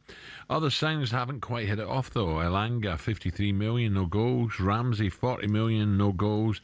Visa, 50 million, when he could have signed for free at the end of the season, hasn't played yet. And don't forget, Eddie, of course, is in his third sporting director in just 4 years at Newcastle. Ali, what do you think is going on here? In Europe, great, normal Newcastle. Yep. But in the Premier League, you're thinking, hold on a minute. Yeah, it's just a couple of performances, not even results. I think the level of performance is surprised. But you're absolutely right to mention, I don't know, I think they're sitting about 6th or 7th in the Champions League table. And you've got to take that into account. You have got to take into account that where Newcastle were 5-6 years ago, Alan. I don't care what anybody says, you know what I mean? And I know people want to run before they can walk, but I'm on Eddie's side 100%. I do not. I think he's done a fantastic job, and I still think by the country mile that he's the man to take them forward. I believe that the vast majority of Newcastle fans think that as well. There's definitely been one or two concerning performances. You know, the results can, football, I'll bear me, I mean, the results can go for you when you play well, and sometimes you don't get a result when you do, and vice versa. But I think a couple of the performances have surprised a lot of people, and Eddie himself, West Ham, Brentford, and things like that. Yeah. But I'm with Simon there, listen to Simon. Newcastle will be absolutely fine this season. I look at the table. I suppose Sunderland being 4th doesn't help them. Yeah. Bournemouth above them, Palace, Brighton, Brentford, Everton, etc. Let's bring in Warren Barton. Warren, a very good morning. Morning, Warren. Good morning, gentlemen. Pleasure to be on. Warren, we've been here before, Eddie, haven't we? And look, I think there's no point panicking here. European football at the moment is very good. There's one or two very ishy performances in the Premier, but Newcastle will climb that table. I'm pretty sure of that. Yeah, 100%. There's no doubt. Don't forget the record signing, the number 9, is still to come back. He's been injured for most of the season. Also, as well with Isak, and that's why they paid a lot of money in Liverpool. He's obviously a very good player, but he stretches the back line that you play against. I know we've got wide players that can get in behind and hurt you, but the number 9 Isak position, the way Eddie plays, he stretches everything, which allows people like Bruno Guimaraes to get on the ball, Toney to get on the ball, where the big German has come in and he wants to come short. So it's a little bit of a transition with the system that they're playing as well. I think once we do get back to the number 9, who is going to stretch teams, who is going to take teams away from the goal and to create the opportunity in midfield, I think then you'll start seeing the Liverpool. Like Ali rightly said, it's 2 performances really. You looked at, I mean, it's heartbreaking against Arsenal and the Liverpool games, but other than that they've been competitive in all the games. And the European football, I know, you play Saturday, big games against European football, and then you go against the weekend. But that can be an excuse. But he will get it 100% right, Eddie. There's no doubt about that. But there are, facts and actually areas where the 2 fullbacks, Tino Livramento, he's not been involved. Yeah. Hall will come in. Dan Burns, I love him, but he's a centre-half. He's not a left-back. Yeah, they did that 18 months ago and tried to get him out there. But Hall will come back. But Eddie, I heard a fan on your programme say, well, he should come in. But Hall's been out a long time. You've got to take people slowly to get in. He'll start the next game and Dan Burns will slide in. And then all of a sudden you've got a better balance. So I think there's a lot of things. But normally 9 times out of 10, Eddie's got it right. I think you're right, Warren. Even, and you're right to mention as well, the Liverpool game and the Arsenal game, you're actually unlucky not to take anything from those games. The only thing I would say, and I don't know if you heard this earlier on, the only thing I would say, results can happen. You know, sometimes you can play well and you don't get a result, and you don't play so well. You know what it's like. But I just think a couple of the performances have been so un-Newcastle like, if you know what I mean, and that's probably, and even and Eddie's brilliant, because Eddie actually, you could tell he was a little bit shocked stroke surprised at the level of performance that they put in the defeat, and I think that was a little bit more concerning than anything else. Yeah, and I think you look at as well the international breaks that are coming. We haven't been able to get any rhythm into it, but I do go back to what I said earlier. We've had to change our system a little bit because, you know, Nick, both of you are fantastic strikers, and both of you, for me as a defender, was a nightmare because you wanted to go in behind, you wanted to go where the goal was, but he wants to come short. So that goes into Bruno's area. So tactically, then you're not getting Bruno Guimaraes on the ball. When you're playing European football, it's a little bit slower, it's a little bit more of a chess game, and you've got a little bit more time. When it's the Premier League, at West Ham that are desperate for a result, and Brentford, a lot of teams are going to go there and struggle as well. Yes.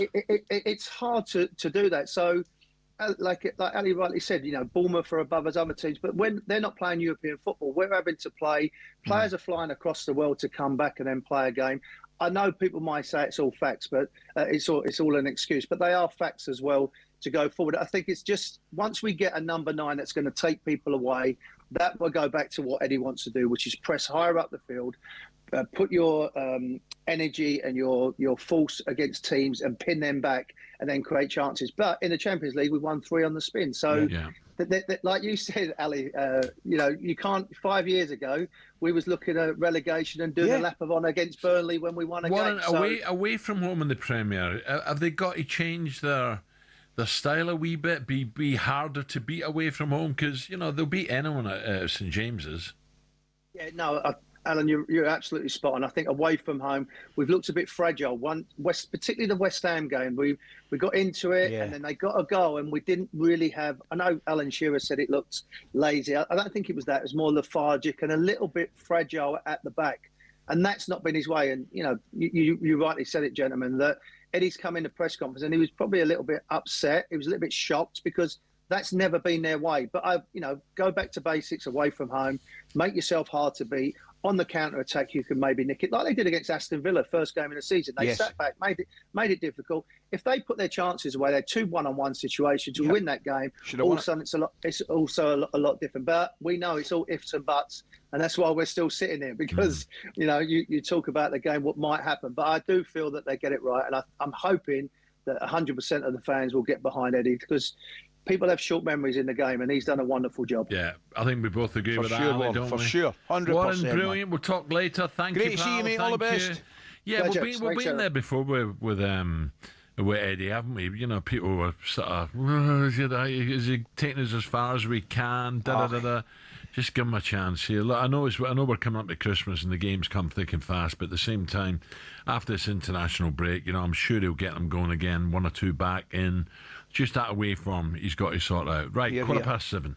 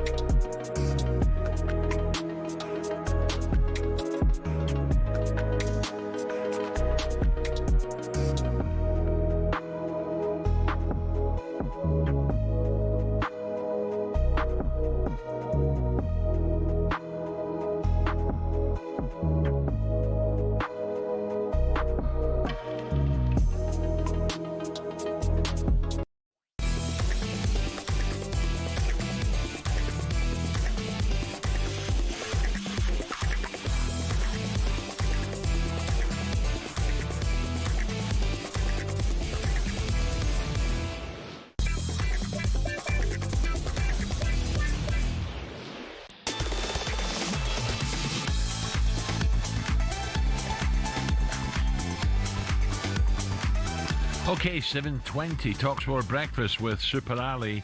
Now we're just 9 days out from the start of the Ashes as England look to win.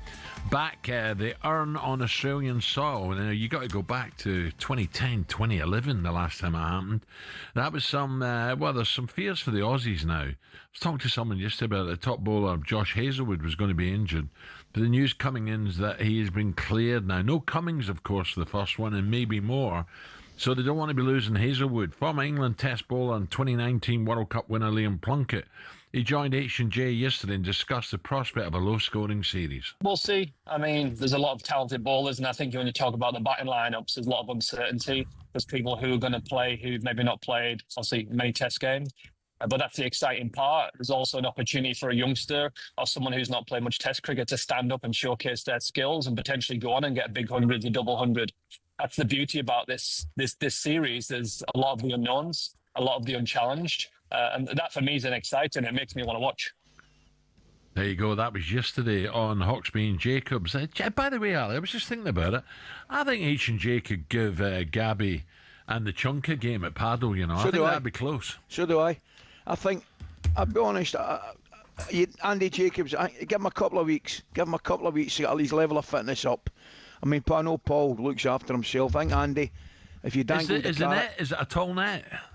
No. So he'd be all right. I think even Andy would see over it, to be honest with you. A couple of weeks training for Andy, and I think him and Paul would see the two of them off the premises. So our task this morning is to keep hammering them that the Chunk won't come on later on towards the end of the show.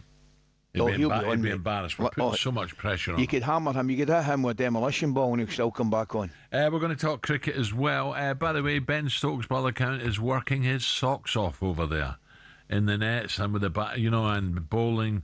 Because he got there early. The Aussies were having a little go, weren't they? No, they tell me he's working sensational. I've got to say, I can't wait, man. I absolutely love it. I have got you a ticket for every day of the test in Sydney, if you want. Seriously? Yes. I've got your ticket with the Barmy Army every day in Sydney. Mate, I'm telling you, I'm thinking. Well, I need to know quick. Mate, I'm telling you right now, I am seriously giving that consideration. All right. Well, no, don't give me all that. Just have a word with Viv in the break. Okay. Right, Katie's back. Katie, time now for this. It's the final countdown.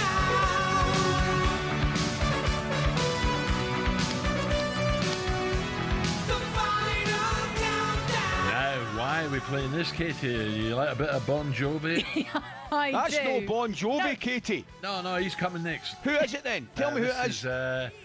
I know this is. It's Europe, isn't it? I was going to say. Nah, it's Europe. Yeah, I just said that, you tube. Aye, because Ed told you. No, he didn't.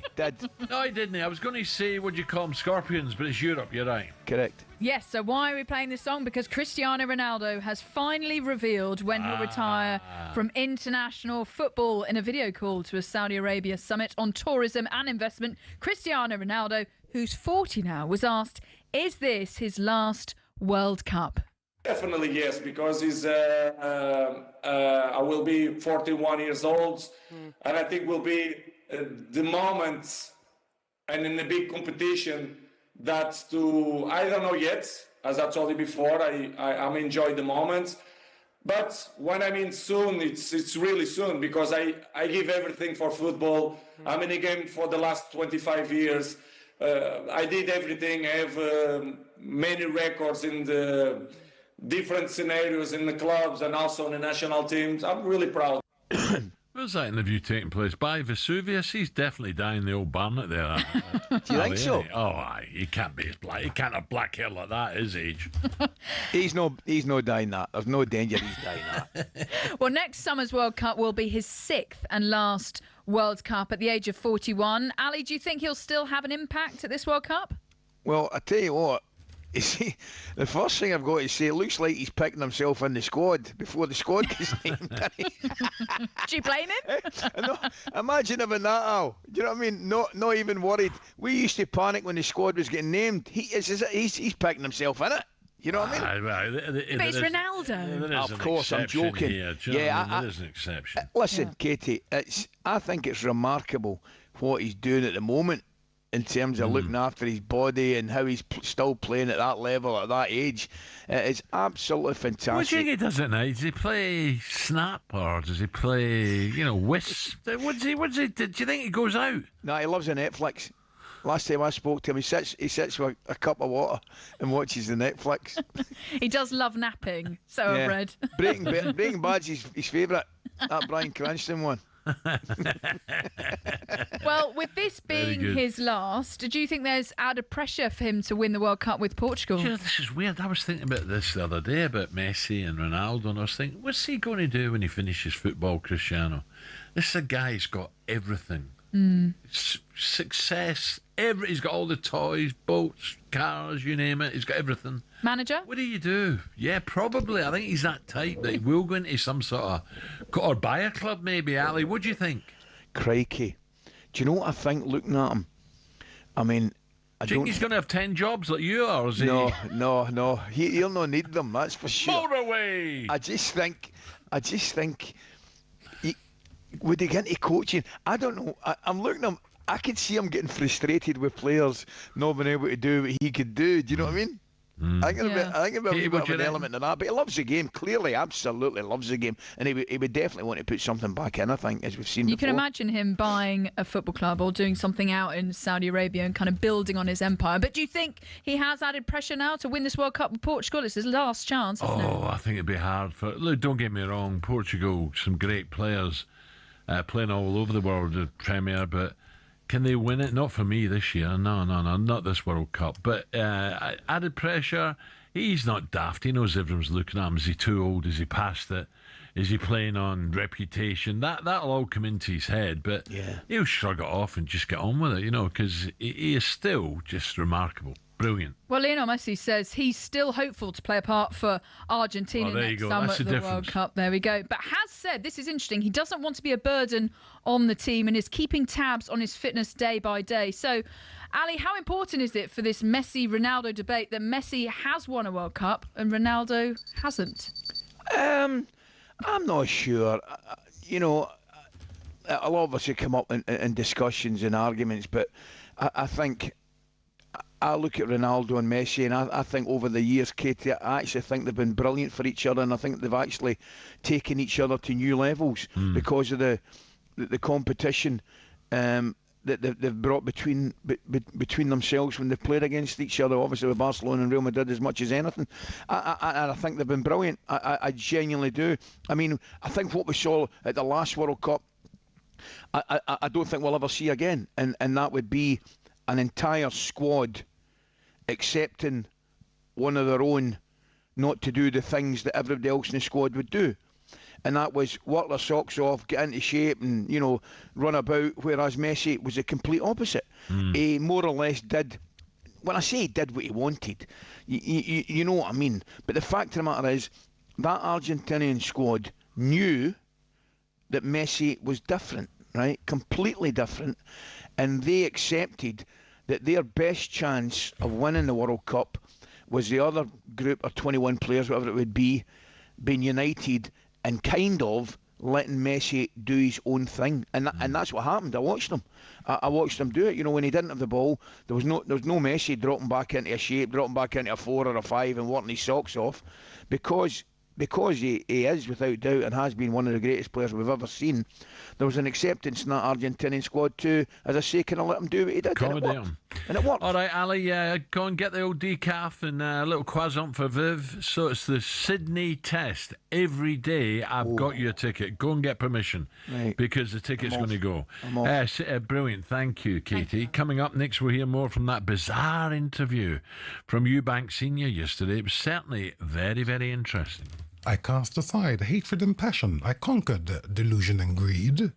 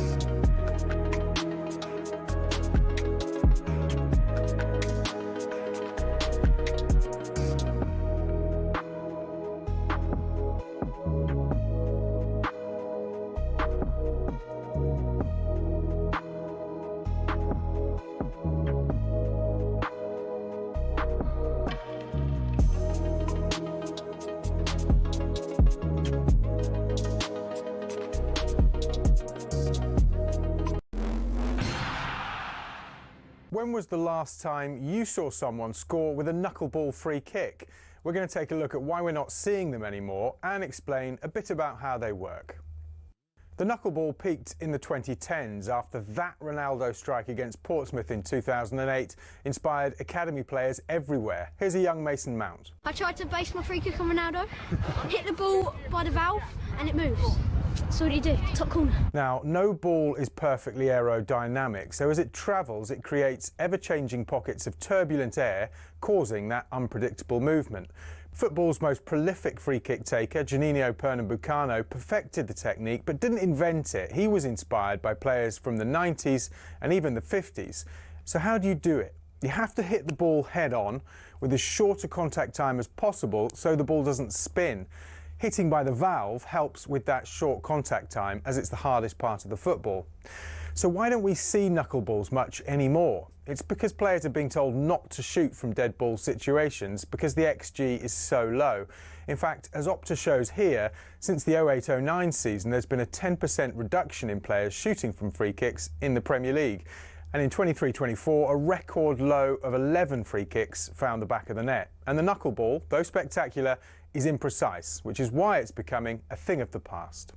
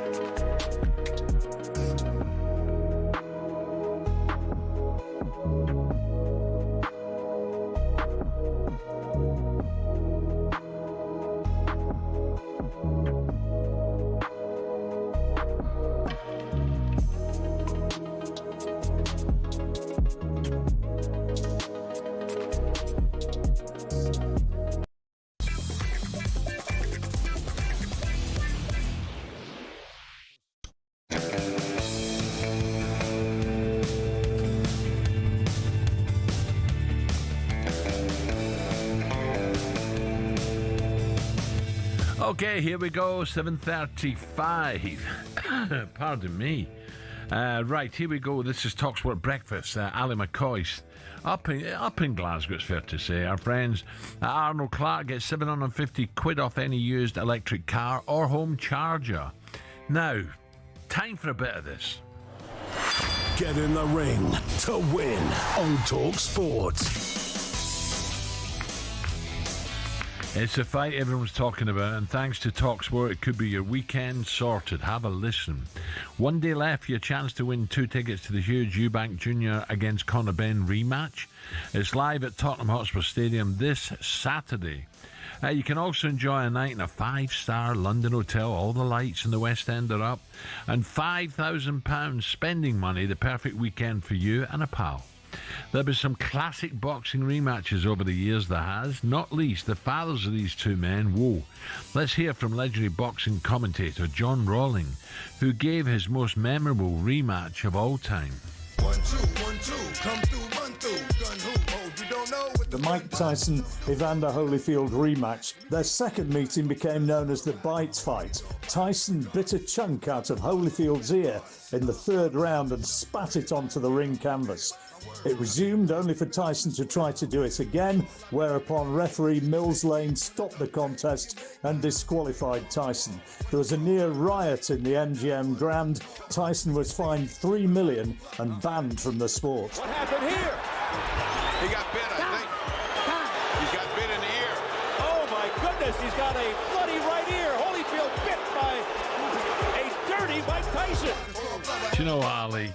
When he first came on the scene, Mike Tyson, in the black boots, the black shorts, you thought, oh my God. He was a real deal. But that's gone too far, isn't it? Jeez, what's he up to there? Well, he just, at that period, it was at his peak, Alan, in my opinion, and he was unstoppable, he was ferocious. He was like an animal in the ring, wasn't he? And then I think everything just caught up with him, didn't it? Away from boxing, away from the ring. I suppose, when they're probably at the time, Ali, he probably was the most recognisable face in the world. Oh, without doubt. I mean, without doubt. I mean, I was reading stuff. I remember he had a fight with a boy Mitch Green in the street one night as well. I mean, he was into everything, absolutely everything. But I don't know whether it came to him too young or he just not understandably, but he definitely lost his way, and then that carry on with Holyfield. And I mean, I remember when James Buster Douglas knocked him out in Tokyo, and I mean that was arguably one of the biggest shocks in boxing history, wasn't it? But I tell you what, when he was at his best, Tyson, Alan, dear me, incredible, wasn't he? I know. He was vicious. He was ferocious. Well, we're looking ahead, aren't we? We're looking ahead to Eubank Benn. That has a chance to be an all-time classic as well, so don't miss out on a chance for tickets. Have a listen up. Here's how you can enter. 18 plus, UK excluding Northern Ireland. For a chance to win, text the word BOX to 83338 and you're in the draw. Text costs £2 plus one standard network rate message. You must have the bill payer's permission, or you can enter for free by calling 0330 880 3338. All entries must be received by the 13th of November at 1 p.m. and you need to answer our call to win. This is a talkSPORT limited promotion. Full terms and conditions at talksport.com. Yeah, I mentioned there earlier, but a little weekend down in London, fabulous. The lights up in Glasgow yet, Ali? No. Oh, really? No. It's, you know that way, it's kind of dank and depressed. No, Christmas lights I'm talking about. Well, I've not been into city centre, but I don't think so. No? No, I've not. Alan, don't get me started on our city centre, mate. Do not. You probably did that deliberately to wind me up. I swear to God, our city centre it's just a sad state of affairs, mate. It really is. You would be so disappointed. Really? Aye. No Union Street, Buchanan Street, and all that. Mate, I walked down Union Street the other day, right? You know, it used to be buzzing with shops, and it's all these vape shops, and mate, just depressing. With being careful what I say. There's no too many Glaswegian accents knocking about. Do you know what I mean? It's just the place is unrecognisable, absolutely unrecognisable. Shocking. Terrible. Eubank's dad, Chris Eubank Sr., was of course in the station for a lively half hour yesterday. Always is when he's on. He kicked off the interview with this. Yes, I'm Christopher, Livingston Eubank. Thank you for inviting me on. Truly, I want to say to you that I am neither ego nor reason. I'm neither mind nor thought. I cannot be heard or cast into thought, nor by sight or smell ever caught. In light and wind I am not found, nor yet in earth and sky. Consciousness and joy incarnate, bliss of the blissful am I. Virtue and vice, nor pleasure and pain are not my heritage, nor sacred texts, nor offerings, nor prayers, nor pilgrimage. I am neither food, nor eating, nor yet the eater am I. A few moments later. I dwell within the senses, but there is not my home. Have you been, Simon? Ever serenely balanced, neither free nor bound. Neither free nor bound, consciousness and joy am I, and bliss is where I'm found. Whew, there's a full 2.5 minutes of that. I want to talk paddle again here. Right, so what more can we expect from this fight? Let's bring in former. See, Simon says it's not often he's short a word or two. Let's bring in former bantamweight and talkSPORT's chief boxing pundit who knows all about them, Spencer Oliver. Spencer! Good morning. Give us a bit of have you got a bit of verse for us, Spence? How are we, gents? Yeah, so I was in for that, actually. Chris Eubank Senior is absolute box office. You can't help bonkers. He's brilliant, man. He is, but you can't help but be mesmerised by this guy. So after he did that interview on talkSPORT, he come on to talk boxing, and he was similar, you know. And it's normally Simon Jordan the one that's chatting, but this Simon couldn't get a word in with Senior. Like, I just think he's brilliant. I think if you're trying to sell a fight, you know, and you've got Senior wrapped around it, I mean, you can't help but be interested. Look, guys, what we got last April was something quite spectacular with the Suns. We didn't think they could live up to their fathers, but they come out of their father's shadows. They delivered in one of the all-time great fights in a British ring. And I think we get the same for this one. It's all about egos, you know, the history of the families, the feuds that go back so many years. And these kids are proud kids. They want victory. Can you imagine? The Bens have never had victory over the Eubanks. How that must eat away at them. I know.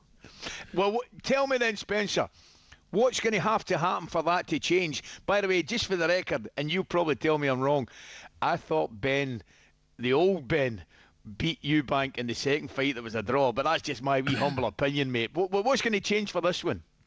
I'm going to go with you on that, by the way. No, I thought that he'd done enough, Ben, in the second fight as well. Yeah. In a close one. They called it a draw, but I'm with you. I thought Ben won that fight as well. But what's going to happen with this one? This is all about, and I'll tell you what we've noticed through the over the last couple of days with Conor Benn is that he's controlling his emotions, and I think that's what he lost in the last fight. That's what he's learnt from. He's obviously looked at it and said, look, the emotions took over, and when your emotions take over, you lose that focus. You do things, you know, he was just winging away, and you do things that you shouldn't really do. You've got to stick to the game plan, and I think that is what it is for Conor Benn. He's learnt from that. He's controlled his emotions in the build-up so far, which has given Chris Eubank Jr. nothing to feed off. But Eubank Jr., you know, he's a little chip off the old block. He's like his dad. He's brilliant. He's box office. You never quite know what he's going to say. The narrative, obviously, has been the ambulance being blocked, and it's been Eddie Hearn's fault. It's his fault. The boxing board of control's fault. You know, he's brilliant, Eubank Jr. I think that both guys have been very good, but there's been a cool, calm, collected look around Conor Benn. It's an interesting one. Well, Spence, a couple of people have said he wants it more, and I'm like, you don't underestimate Eubank. Don't underestimate him. You know, he's come down in weight. He knew what was coming his way, and for me, some people said, did he win it? Of course he won it. But I think this is going to be close to the second one. I really do.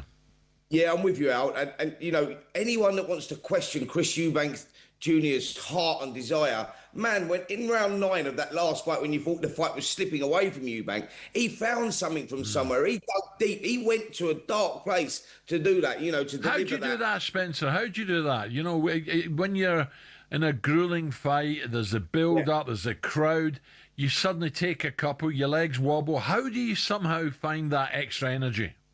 Do you know what it is, Al? It's like, you know, every fighter has a different pain threshold, and you look at that and you go, when they get to that stage of the fight, like the penultimate rounds, 10, 11, 12, you're talking to yourself in there because you're going, if he's tired, You know, if you're tired, you're going, he's got to be tired. Like, I've left no stone unturned. You know, you can only get yourself so fit, and then it becomes a psychological battle as opposed to a physical battle. And I think that Eubank Jr.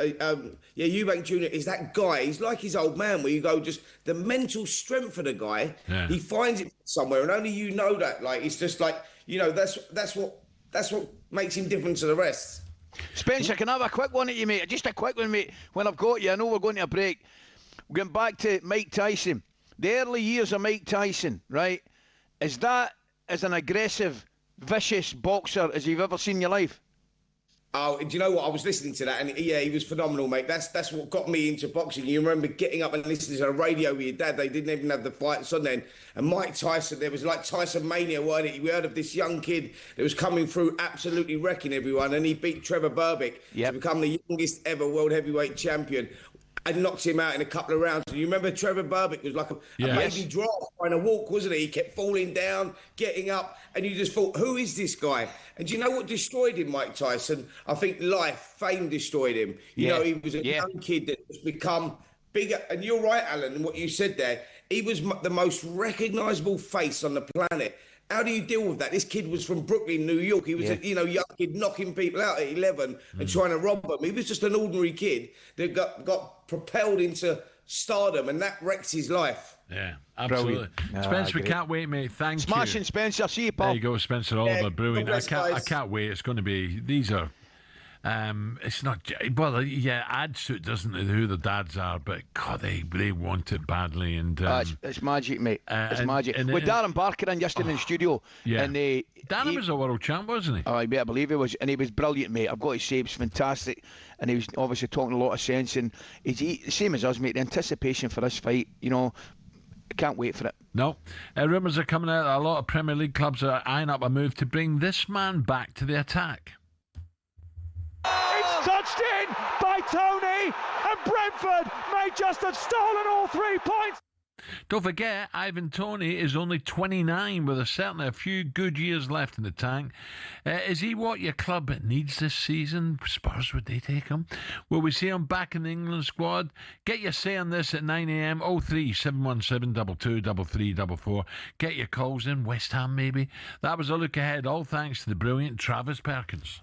Superstar Breakfast preview on talkSPORT with Travis Perkins. Bricks on bricks on bricks. Over 40 million available to order with delivery to site. That's one less thing to worry about.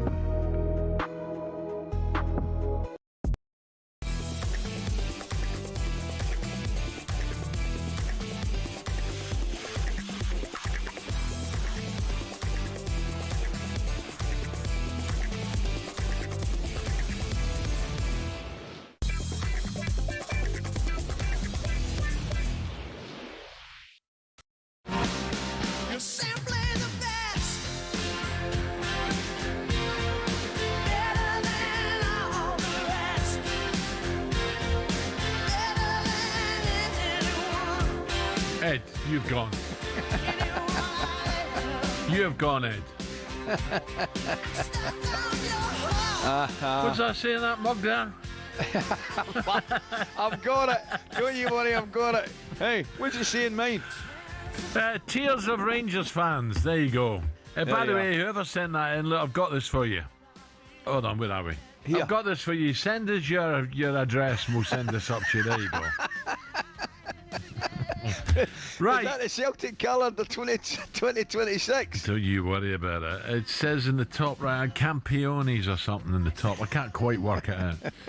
I didn't realise Hibs are up there as well. I just looked at the table. He's there. done well, David Gray. I'll tell you. Hibs have about done time well. in it, Hearts and Hibs up there. Yeah, I think you're right. Anyway, Ali's with me. Right, time now to talk about this special horse. What's that coming over the hill? Is it a monster? Constitution Hill, another glance at the big screen from Nico Boinville. So cheeky, he's just coaxing him home here. Look, he may be a horse of a generation, but he could be one for many generations.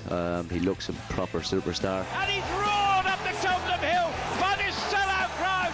It's a British winner as Cheltenham returns. With Constitution Hill, Nico de Boinville can do anything with him. He's very versatile tactically because he's so relaxed.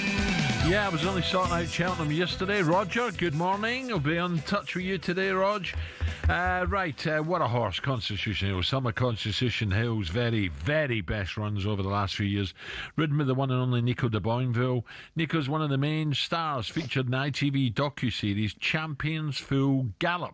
Now, this is a 6-part programme, offers an in-depth behind-the-scenes look into the world of British national hunt jump racing, following top jockeys, trainers and owners during the 23-24 jump season. Delighted to say Nico joins us now. Nico, very good morning. Nico, good morning, mate. Morning, good to see you all. Nico, too, mate.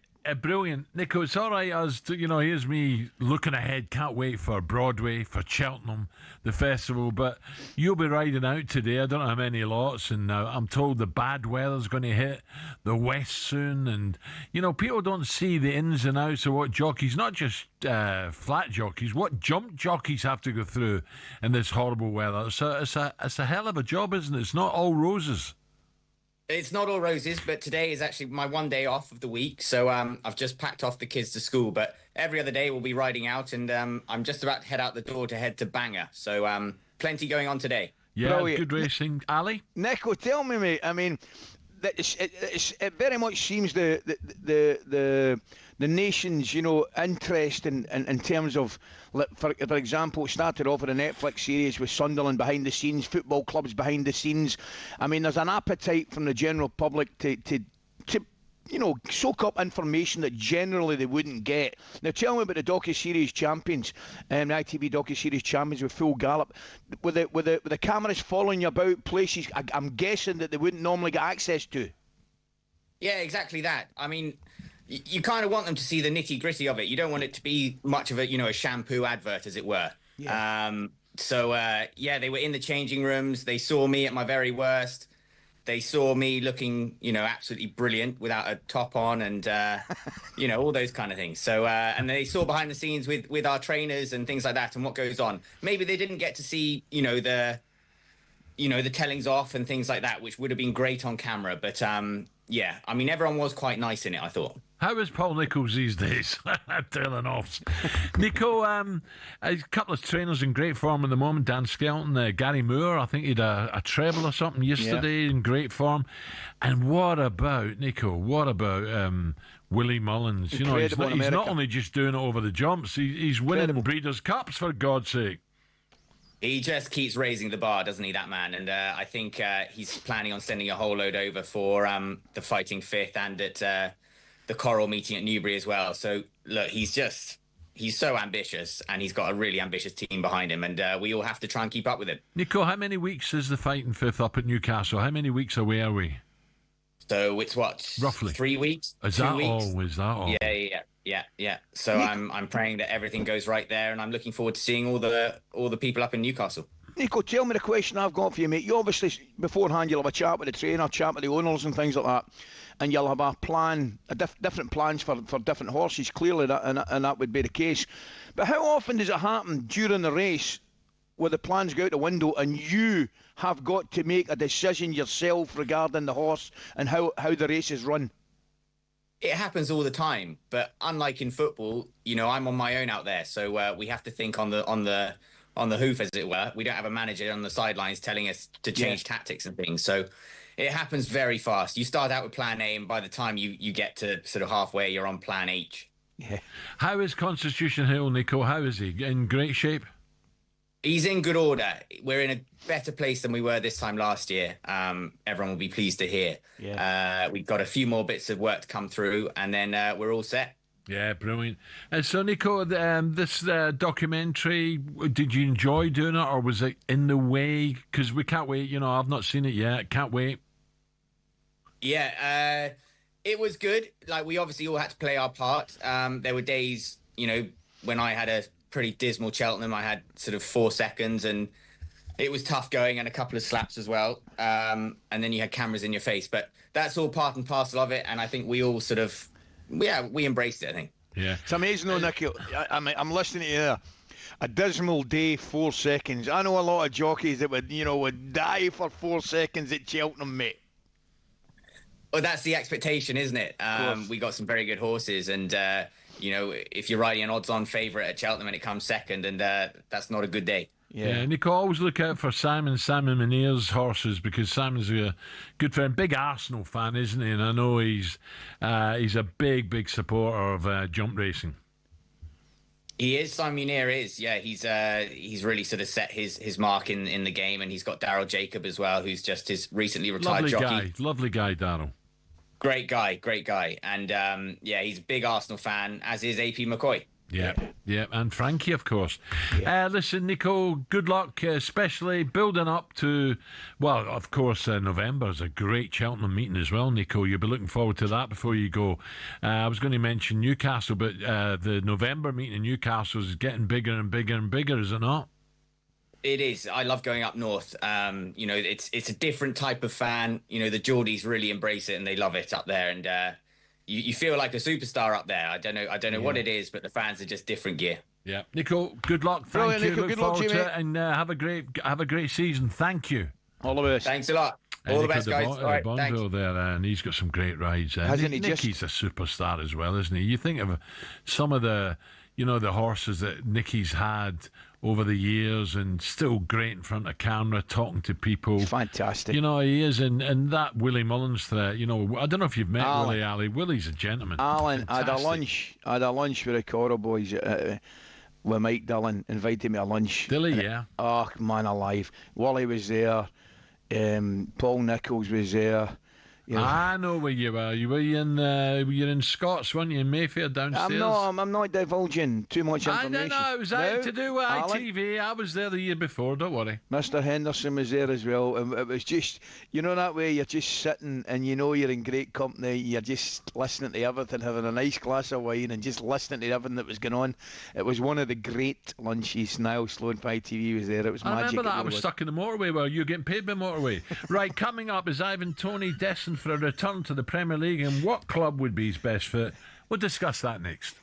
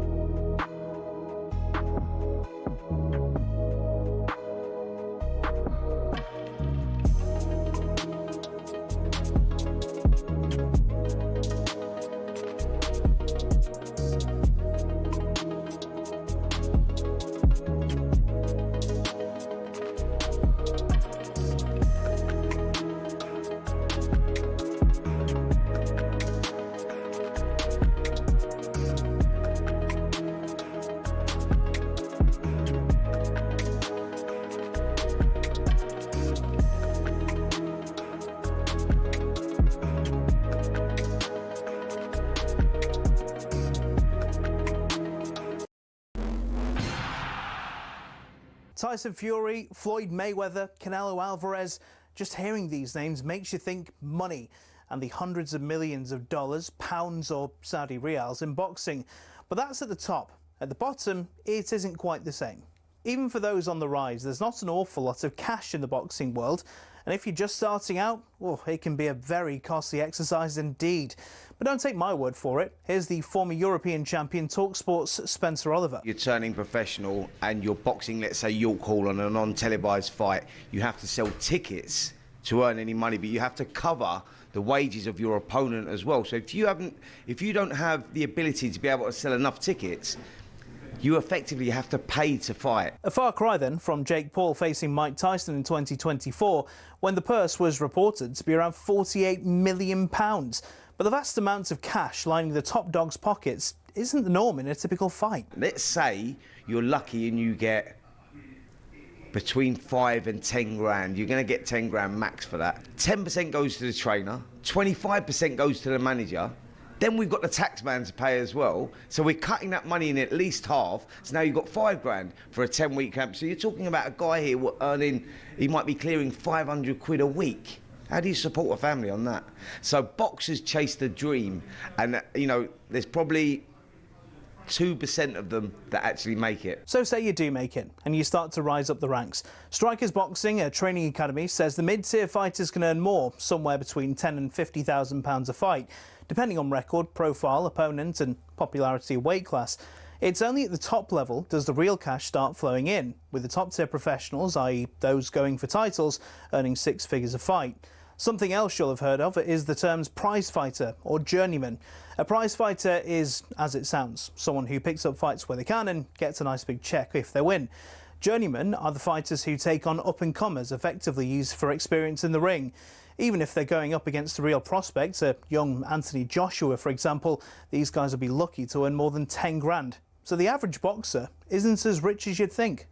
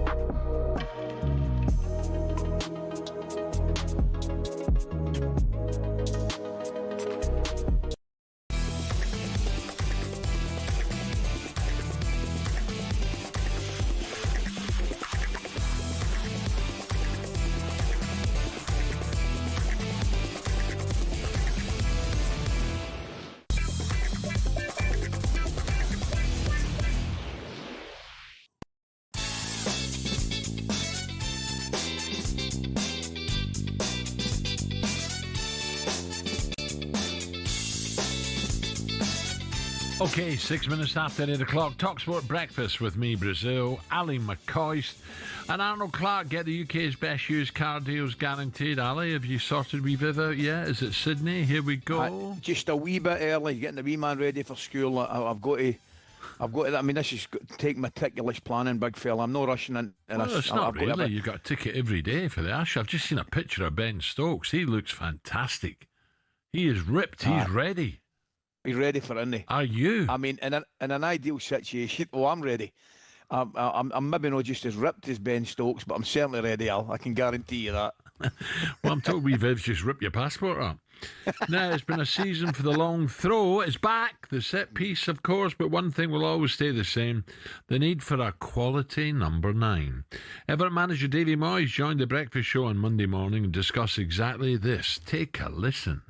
I've been listening to you a bit this morning, and I think you've been talking about nearly all clubs talking about needing strikers, you know, and let's be fair, it's not even at West Ham, I used to keep getting said, where, you need to buy a new striker. And I thought, yeah, you're probably right, but we couldn't find one. So we had to try and get Marko Arnautovic became a centre forward. Mickey Antonio became a centre forward. So sometimes you have to find it within if you can't find it. And look, it's something which is becoming, it's always been important. It's not as if it's just important now. It's always been important in football. But it's just felt probably a bit more difficult, definitely, to get people who can get those goals, which everybody needs. Yeah, we talk about systems. We talk about, one up front or two up front or one off. At the end of the day, someone who can put the ball in the back of the net, even at this current level of football, you know what I mean? This is the best ever. You still need someone to stick it back in the goal, don't you? You need someone who'll get you 20-plus goals. So, talking of Everton, right, with David there, Ali, the last time they had a real top-class striker, you have to go back probably to Lukaku, right? Yeah. 26 goals. Where did Everton finish that season? 7th. So, speaking of top-class strikers, can you see Ivan Toney coming back and getting a big club, Ali, before we go on to our man, Crookie? I do, mate. Absolutely do. Because it's still the hardest thing in the game to do, no doubt about it. Putting the ball in the back of the net. That's why they're vital, and that's why you look at teams like City and Arsenal have been trying to get an out-and-out centre forward that will get you goals. Salah at Liverpool, I wouldn't say he's an out-and-out centre forward, but he's certainly had a goal return as good as anybody's. But you're talking about Everton, listening to Big David here, listening to Big Moise here. I mean, you'll go back to. You mentioned Lukaku, yes, but think about it. Boys like Andy Gray, Big Sharpie, even before that, Bob Latchford. Oh, yeah, 30 goals. Over 30 goals, Bob. Yeah. You're dead right. So speaking of Everton, the last time Lukaku, 26 goals, 7th. You look at the table now, not doing too bad, 13th at the moment.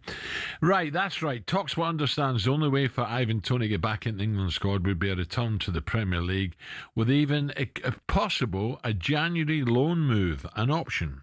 Surely most Premier League clubs would be queuing up for his signature. So difficult to get one at the moment.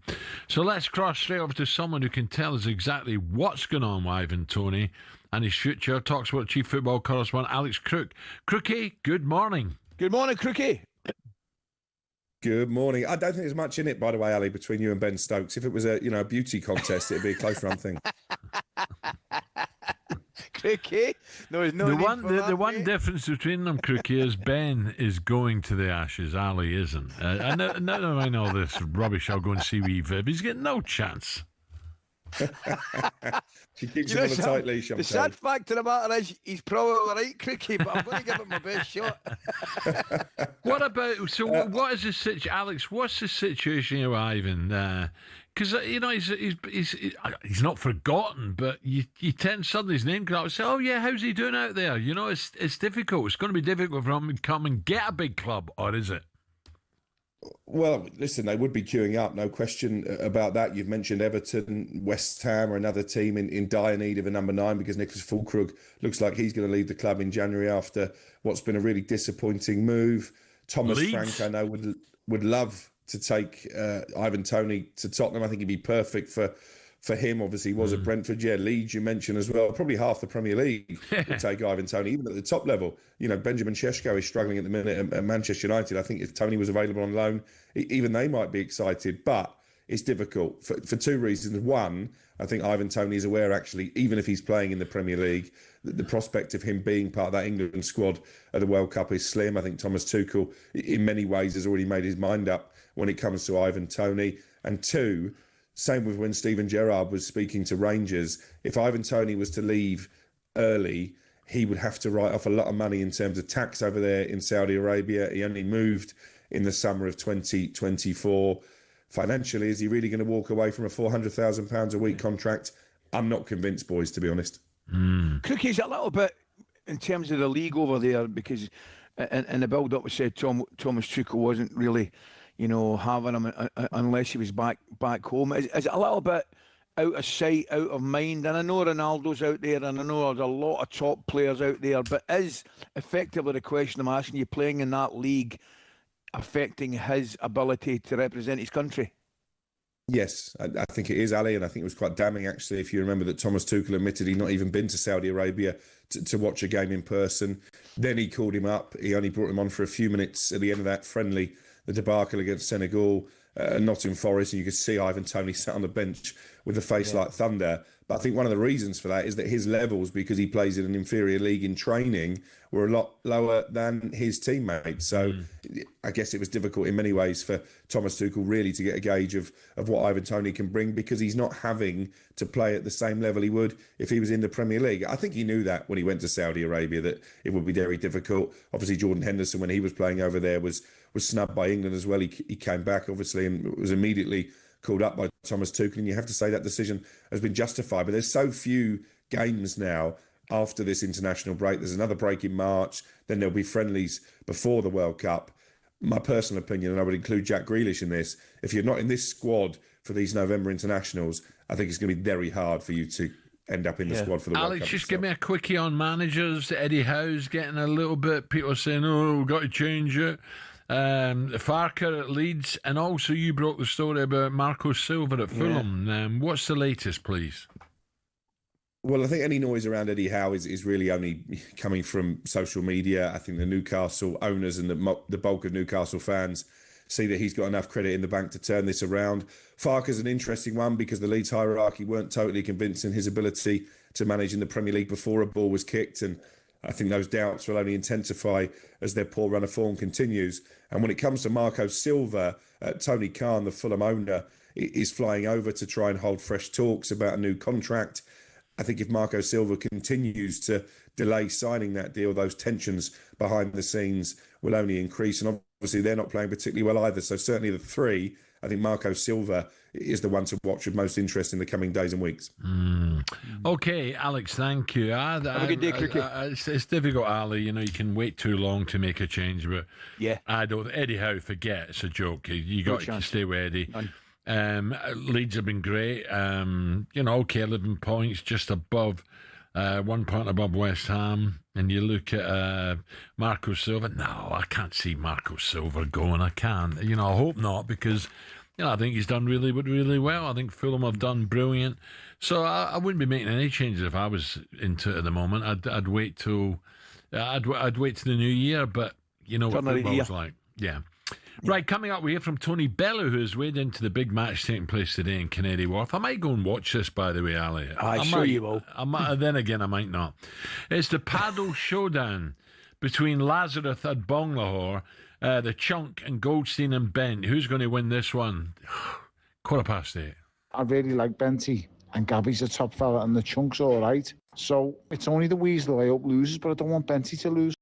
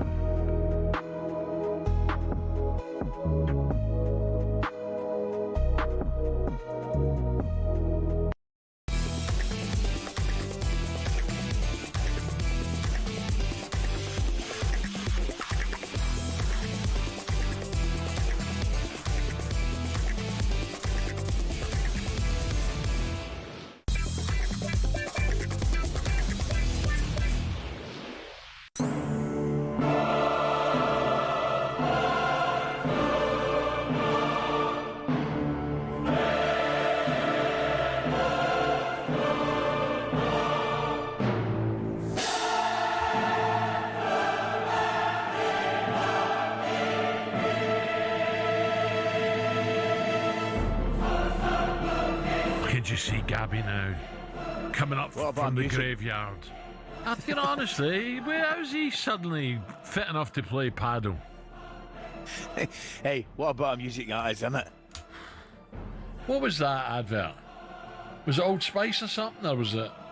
I think it might have been. Was it Old Spice? But you tell me you're still wearing that. Hey, do you remember the other one? Blue Stratus? No, I do remember it. You but must no. remember. But you've still got Kuros. I've seen your toilet bag. You've still got Kuros in there. I remember I was at 11 or 12, and I was upstairs in my mum's house, and I was flinging on my old man's Blue Stratus, man. I thought with Jockey lad. Aqua de Parma, that's the one. Do you know who spends a fortune on aftershave? His parlour. Oh, he spends like 200 quid a bottle, yeah. Wow.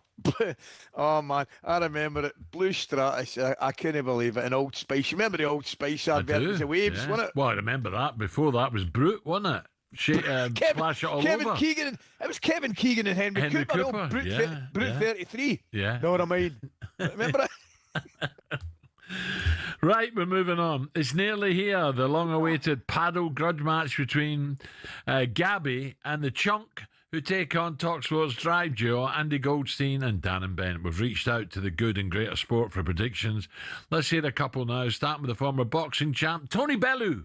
Oh, this is a good one. So I'm not too bothered who wins. May the best team win. I mean, you've got the Chunk and Gabby against the Weasel and Benty. So it's a good game. May the best team win. Do you know what? I really like Benty. And Gabby's a top fella and the Chunk's all right.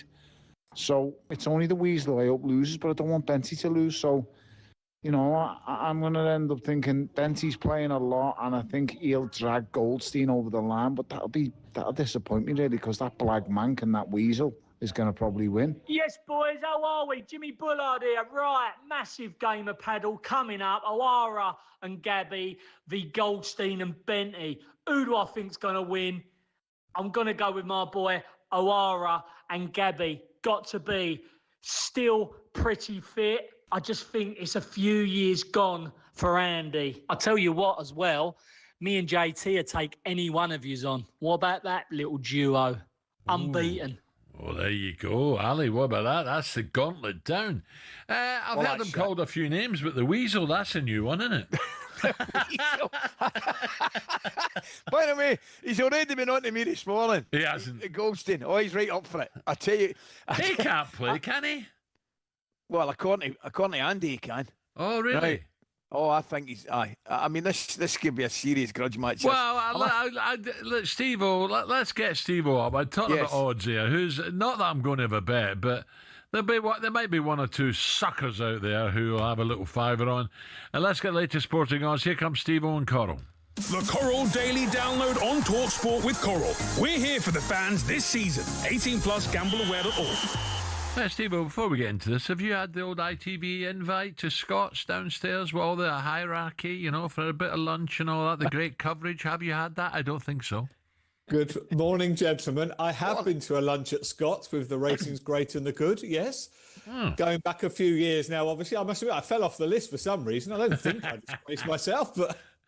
I made it a couple, Steve. Well, I absolutely loved it, mate. I was telling Big Al there, just sitting there with a glass of red and letting the great and the good chat about the horse racing. It was magic, mate. Absolutely magic. It was just different class. So, Steve, this paddle match, where do we even start with odds?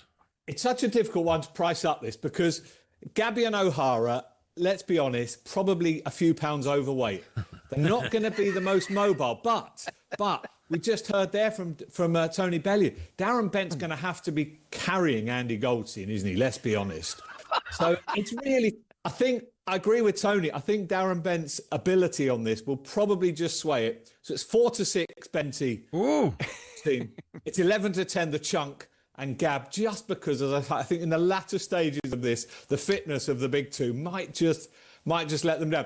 But there's a couple of other, I mean, there's absolutely some odds-on shots here. 4-6, O'Hara could well storm off. I mean, anyone that listens to the sports bar, he does get wound up very easily. And that could be his Achilles heel, actually, if Goldstein gets in his ear. Talking to Goldstein. Well, I don't know. I wouldn't underestimate him because Jamie's used to. I'm not mind you saying that.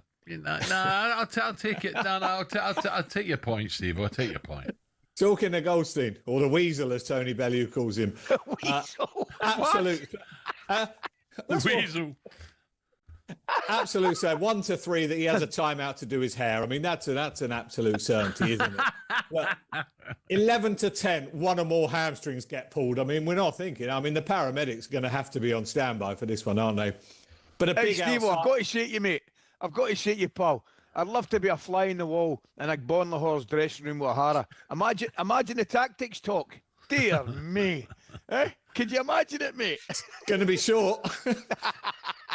But talking of big outsiders here, though, 100 to 1 Big Al turns up. The only way Big Al's turning up if there's a free bar, and even then I'm not sure that's enough. Wednesday's Boysdale open today. I'll see. I might get over there. I'm not sure you'd open your curtains if this was in your back garden, would you? I mean, come on. Anyway, we'll see. But look, I think the main thing is, joking apart, let's just hope they all survive, because this is a lot of effort for a couple of lads like Gab and Jamie. Oh, we're talking about distributors here, are we? Well, they must have some in the court. They must have. What about Steve? It was great to chat earlier to Nico de Boinville. Loves it up north, and of course, we'll come to Cheltenham November meeting. But that fighting fifth up at Newcastle, already Willie Mullins talking about sending some big guns over. Honestly, we had the entries for this yesterday. This is the first Grade 1 2-mile hurdle of the season.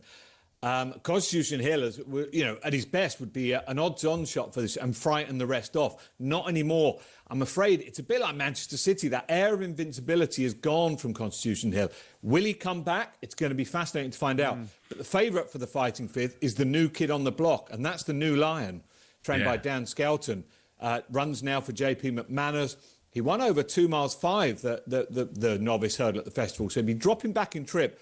But Dan is very confident he's a champion hurdle. And Dan's in great form. Oh, honestly, I mean, he's building a lead that, whether it'll be enough to stop Willie Mullins, only time will tell, but he's building a lead in the Trainers' Championship. Constitution Hill is 9-4 second favourite, and then it's Willie Mullins and Zadam at 5-2. So that takes place the same day as the Coral Gold Cup at Newbury. Be interesting if Willie sends over Blizzard of Oz in the Simon Munir colours for that one, because that's a 250-gram race. So wow! Some huge prize money up for grabs, and it will be a real statement of intent of Willie Mullins and how he's going to go about this title race. But talking to Nico, he mentions he's off to Bangor. He rides another nice horse of Nicky's and JP's, Joyeurs, in the £40,000 mares listed race. That's a 5-4 favourite. We were hoping All the Glory was going to be a birthday week runner for the Coral Racing Club. Got the call early on from AJ. She scoped badly. It's such a disappointing game, this racehorse ownership. We've had all the highs and the lows, but look, she'll be back. But as I say, Joyeurs, Nico de Boinville could make that trip to Bangor. Talking about in form, Gary Moore, really in form at the moment. I think he had another 3 yesterday. And of course, a week or so ago, I had the Sports Bar Dave, the Mad Welshman, Dave Evans, with Roger Sargent, John Hale. Ali, this is a horse for you. I just couldn't bring myself to back it. It was called Teddy Blue, and I just couldn't do it. I love it. And he took it up 2 out and just held on 1/2 a length. And I didn't realise it was a 60-grand race, so they're looking for, maybe they'll go to Ascot again, they'll go to Cheltenham, but they've got a clearly exciting few months coming up. Yeah, and really enthusiastic owners as well, those boys. Andy Clifton's another one that owns that one. They know how to celebrate. Yeah, no, Andy, sure. Yeah. Steve-O, just on, is it worth talking about international football? We'll leave that till... Well, look, I mean, England have done and dusted, aren't they? They're 7-2 on. Harry Kane 3-1 to open the score. In Republic of Ireland, 7-1 to beat Portugal tomorrow night. Cristiano Ronaldo 5-2 to open the score. And I mean, he's already said, what is it? This summer's going to be his last tournament. Yeah. I mean, look, the superlatives around that career, absolutely extraordinary. And obviously on the boxing front. Oh, Eubank Ben, we've got to do it. Yeah. How'd you price it?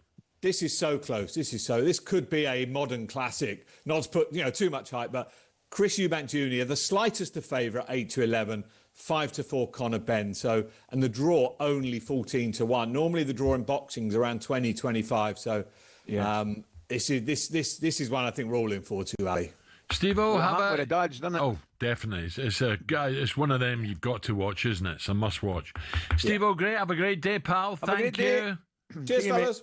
Dave Stevens. I was going to talk Portsmouth, but I better not. Right, that was a look at the latest odds, all thanks to Coro 18 Plus, gambleaware.org. Coming up with an exclusive interview with Saka from the Arsenal. Has Declan Rice become Arsenal's most important player? I've got a feeling they would be at the moment.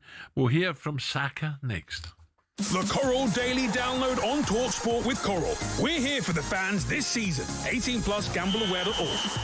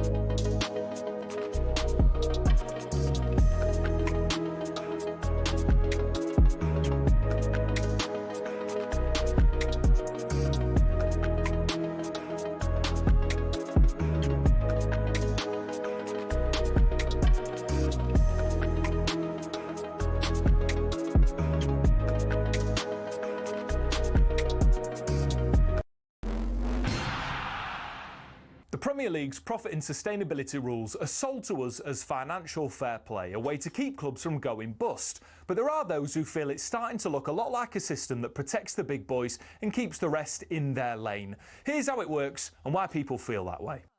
So clubs can only lose 105 million quid over 3 years, which sounds fair, but here's the kicker. Your limit includes how much you earn. So if you're one of the traditional top 6, you've got massive global revenue streams and you can spend way more while still technically following the rules. Meanwhile, ambitious clubs like Newcastle, Villa or Forest, well, they're bringing a knife to a gunfight. Newcastle might be backed by Saudi billions, but they just can't splurge the cash. Their commercial income isn't there yet. Last season, they won their first domestic trophy since 1955 and qualified for the Champions League, which you'd think would be a great springboard for them to go on and start building a team to challenge at the very top. But because of PSR restraints, they couldn't break their wage structure for a new Alexander Isak contract, and look what happened there. So what's the solution? Well, either loosen the reins so ambitious clubs can spend within their means, or cap spending based on something other than revenue. Otherwise, we're just watching the same 6 teams swapping silverware most seasons, and that, folks, ain't what the Premier League was built on.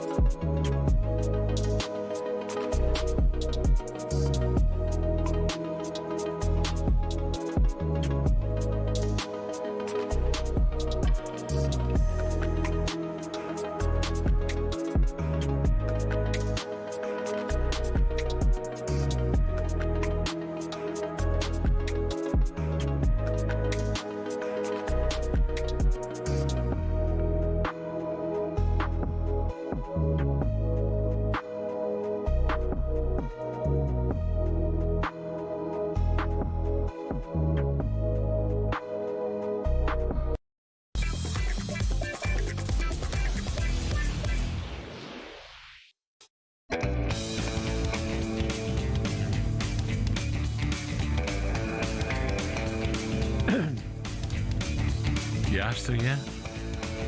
Just about. I'm nearly there. Was it a yeah or a nay? It wasn't a no. It wasn't a no, but really? she's away with the drop the wee man at school, so I'm not ruling it out, by the way, but I've laid the foundations have been laid. Well, I just had Qantas on my text saying, is Ali serious? Oh, aye. I mean, no, I've never been more serious, mate. I mean, that 5th test in Sydney. If you believe that, you'll believe that I'm going to watch your chunk today. Imagine it was 2 each. Listen, whoever the news there, I can't believe you've not mentioned that news. I know you get yourself into a lot of trouble, but news? 1 million more people on benefits. Oh, benefits? But that's fine. A lot of them, understandably. But the quote after it, not needing to work, that was the line that killed me. Yeah. Not needing to work. What's going on now? Immigrate. That's what's going on. Immigration. Malta, here I come. By the way, have you been to Valletta? No. Beautiful. Big Man United Island, you know. Well, I'll tell you something else. Oh, here we go, Rangers. No chance. No, there is a massive Rangers support. How you go? Not in Malta. There is, and it's just on the corner St James's, just outside Valletta. But I'm going to tell you something, and you might know it, you might not. Malta was awarded the Victoria Cross. George Cross. Was it? I thought it was Victoria Cross. No, George Cross Island. Second World War. Yeah. Brilliant, eh? Yeah, kept the supply routes open. Yeah. I'm just going to check. No, I knew you'd get it. You're not bad. Right. talkSPORT breakfast with Super Ali and Arnold Clark gets 750 quid off any used electric car or home charger. Oh, I've got that right. Now it's time for a bit of this. Get in the ring to win on talkSPORT. So, this is a fight everyone's talking about, and thanks to talkSPORT, it could be your weekend sorted. There's 1 day left, your chance to win 2 tickets to the huge Chris Eubank versus Conor Benn rematch. Live at the Spurs Stadium this Saturday. You'll also enjoy a night in a 5-star London hotel. All the lights are on in the West End now. And $5,000 spending money. The perfect weekend for you and a pal. More on how that prize could be yours in a moment. But first, let's hear from Nigel Benn, who was in this very, very studio yesterday speaking on his past feud with Chris Eubank, senior, of course, when they were fighting each other. I look at it, I think, I hate that man. I just had to get it out. I don't know why, but I really disliked him at that time. I don't hate Chris now. I thank God that he was around. And we needed someone like that to have nearly 47,000 at Old Trafford, over 18.5 million people watching and nearly 500 million around the world. Mwah. Thank you, Chris. Brilliant. Do you know what? Steve Collins, brilliant fighter himself, lives out in Albans Way, told me, he said, if Eubank had the punch of Ben and Ben had the defence and the chin of Eubank, no one could beat him. Yeah. No one, he said. Nobody could beat him. Of the two. Yeah, he said, unbelievable, both of them. Right, So you've got to have a go at this, because this is a brilliant weekend, isn't it? We're already into the third international break of the season, with England taking on both Serbia and Albania to round up the successful qualifying campaign. talkSPORT's England correspondent, Faye Carruthers, was at St George's Park yesterday and caught with the Arsenal winger Bukayo Saka, who spoke in his England and Gunners teammate Declan Rice. He's not only a great player, but he's a great leader. Obviously, he was captain at West Ham. And even around Arsenal, he's a big leader. He's a guy that, takes a lot of responsibility in the change room and gets the boys going. So credit to him for that. And of course, he's doing that here now as well. So it's just a credit to him. He's in really good form, really good moment, and happy to be his teammate. There you go, Saka there. Do you know Declan Ally? I don't know if I told you this. I was doing a lunch in the city near, not far from Tower Bridge, and Declan's dad was there, and he turned up with one of Declan's shirts that he'd wore the night before. It was still wet, believe it or not. I hadn't been washing it, and I went, "Oh no, great!" And it got a right few quid for the charity, so that was lovely.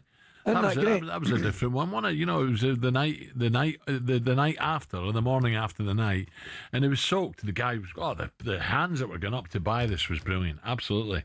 But I'm not surprised. He's done unbelievably well, isn't he? He's done fantastically well, and it's funny.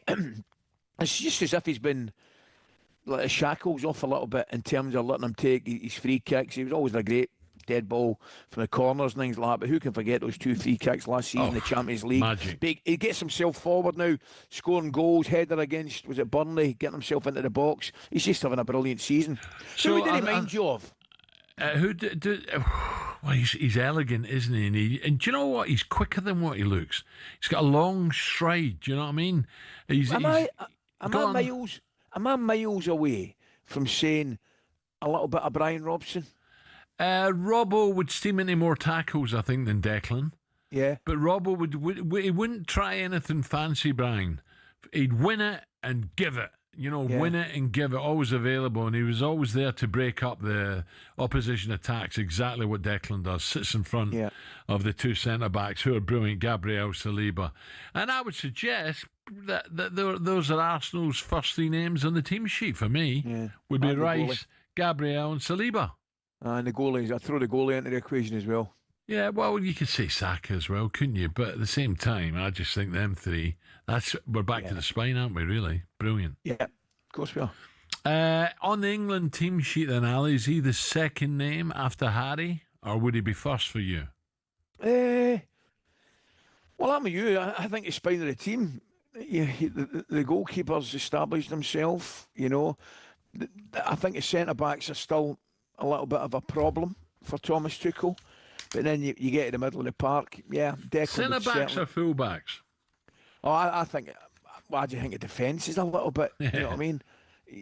I just think at that level in forward areas, England can compete with anything. But I'm looking from the outside, I just think defensively, that could be the thing that could stop them making the next step, do you know what I mean? Ali, just a quickie, because we'll talk more about it, I'll be talking a little bit more about it, with Scotland, Greece. How do we go about this game over in Athens? How do we do it?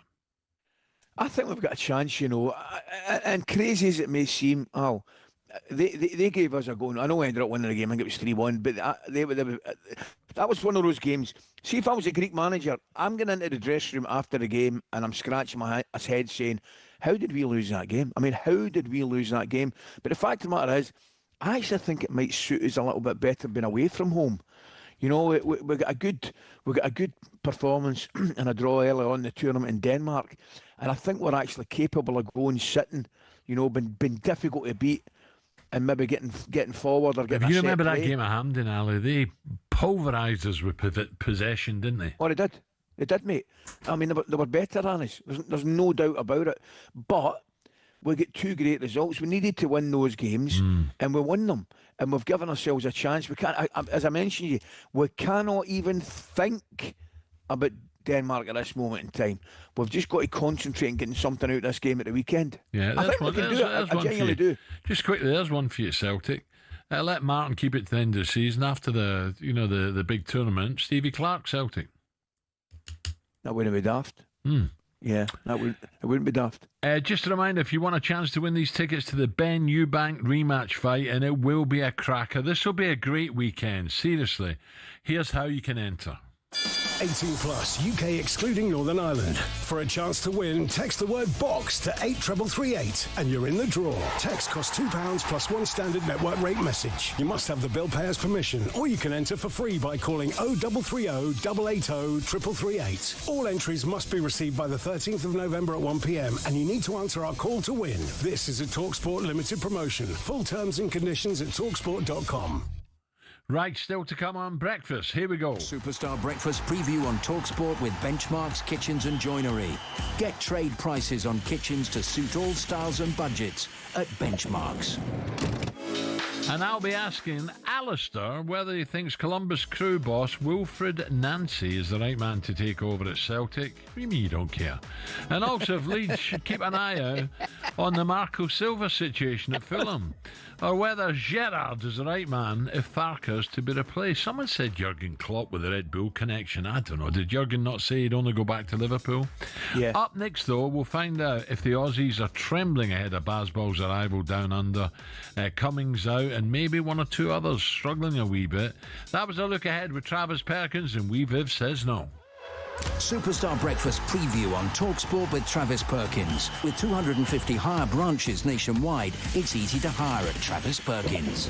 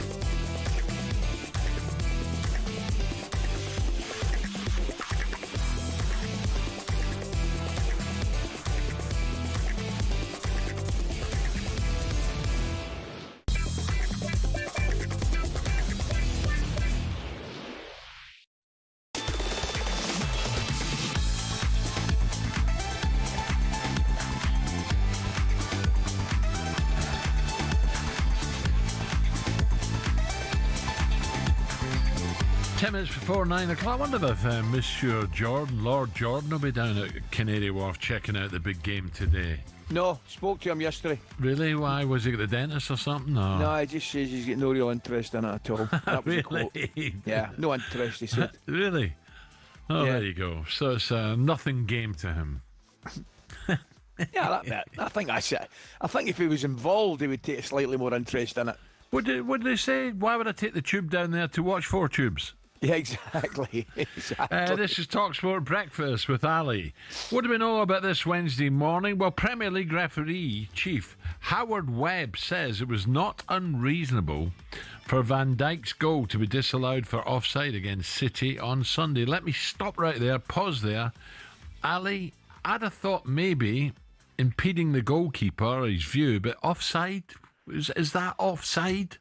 No, I'm with you. I know he's come out and said it's not unreasonable, but I think the goal has to stand. You know, I don't think I'm convinced he's not in the goalkeeper his eye line, and I know he ducks. I think it's actually Doku, one of the City players that might be in the goalkeeper's eye line. But no, he's probably trying to cover himself a little bit. But from where I'm sitting, the goal should stand. We've got to do something about this in the box. Just let me take you back to. I'd love to talk to Davy Moyes about it. Spurs at Everton when, you know, the wee shove on Pickford for the centre half second goal. Was it second goal or first goal? He definitely just puts him on his heels, just makes contact. And for me, with the greatest respect, for me, that's a foul. Alan, do you know something, mate? People don't realise, you know, if you're going to jump for a header, or if you're going at full pelt, the slightest nudge knocks you off balance or can send you down, right? Now, just because it's the slightest nudge doesn't mean it's not a foul. I'm with you totally, mate. Van der Van, look, listen, he had a brilliant game and he's a hell of a player, but for me, he's impeded the goal. He's just put him off his balance. It's no goal. But look, I think the interpretation of the laws now are just crazy. You know, there's no consistency whatsoever. We'll move on. 8:52. So Reece James is hoping FIFA will consider moving kickoff times for next year's World Cup to help players deal with potential stifling summer temperatures. I'm with him in that one, mind. I'm with him in that one. Oh, Spain was boiling alley in 82, by the way. Oh, mate, I know, but surely, if you want it to be the best spectacle it possibly can be, and that's clearly with the players playing to the best of their abilities, you've got to help them. You must help them. You cannot ask them to play in conditions that are actually affecting their health more than anything. You know, if the kickoffs have to be later or earlier, I'm with Reece James totally in that one. Now, Captain... Television will dictate. I'm taking it. I'm listening. Captain Ben Stokes says England will go balls to the wall in their only Ashes warm-up game after has-beens question the limited preparation in Australia, right? And the Australian side of things, a report came out late last night. The frontline seamers Hazelwood and backup seamer Abbott have both had injury scares playing in the domestic league this week. I think Hazelwood's going to be okay, but Abbott hasn't been as fortunate. So are the Aussies trembling at the rival of England down under? Let's bring in Aussie cricket writer Malcolm Conn to give us more. Good day, Malcolm. Morning, Malcolm. How are you? Good evening as it is here. Malcolm, first of all, Cummings, what is the latest on Cummings before we get into the two latest?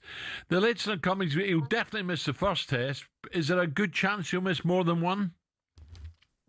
It doesn't look like it at this stage. I actually spoke to him today. Very happy with his progress. He says that he feels good. He's back bowling, and he's pretty confident he'll be right for the second test in in Brisbane. So he was really upbeat about it all. So he thinks that he'll be ready to go, and he didn't think that he was probably all that far away from playing in Perth, but he's just a little bit behind on his preparation. So yeah, all signs good there for the second test. Malcolm, not like you boys over there winding the English lads up, but I noticed Stokes was getting a little bit of stick in the newspapers over there for his arriving early for his preparation. Is this a hidden fear? Are you guys actually slightly running scared of this England attack? We don't know who most of them are. We do know the medical history of the two blokes that turn up that have played before. I mean, we know that Wood's got a very good knee surgeon because he's had to look after it all summer. He hasn't played.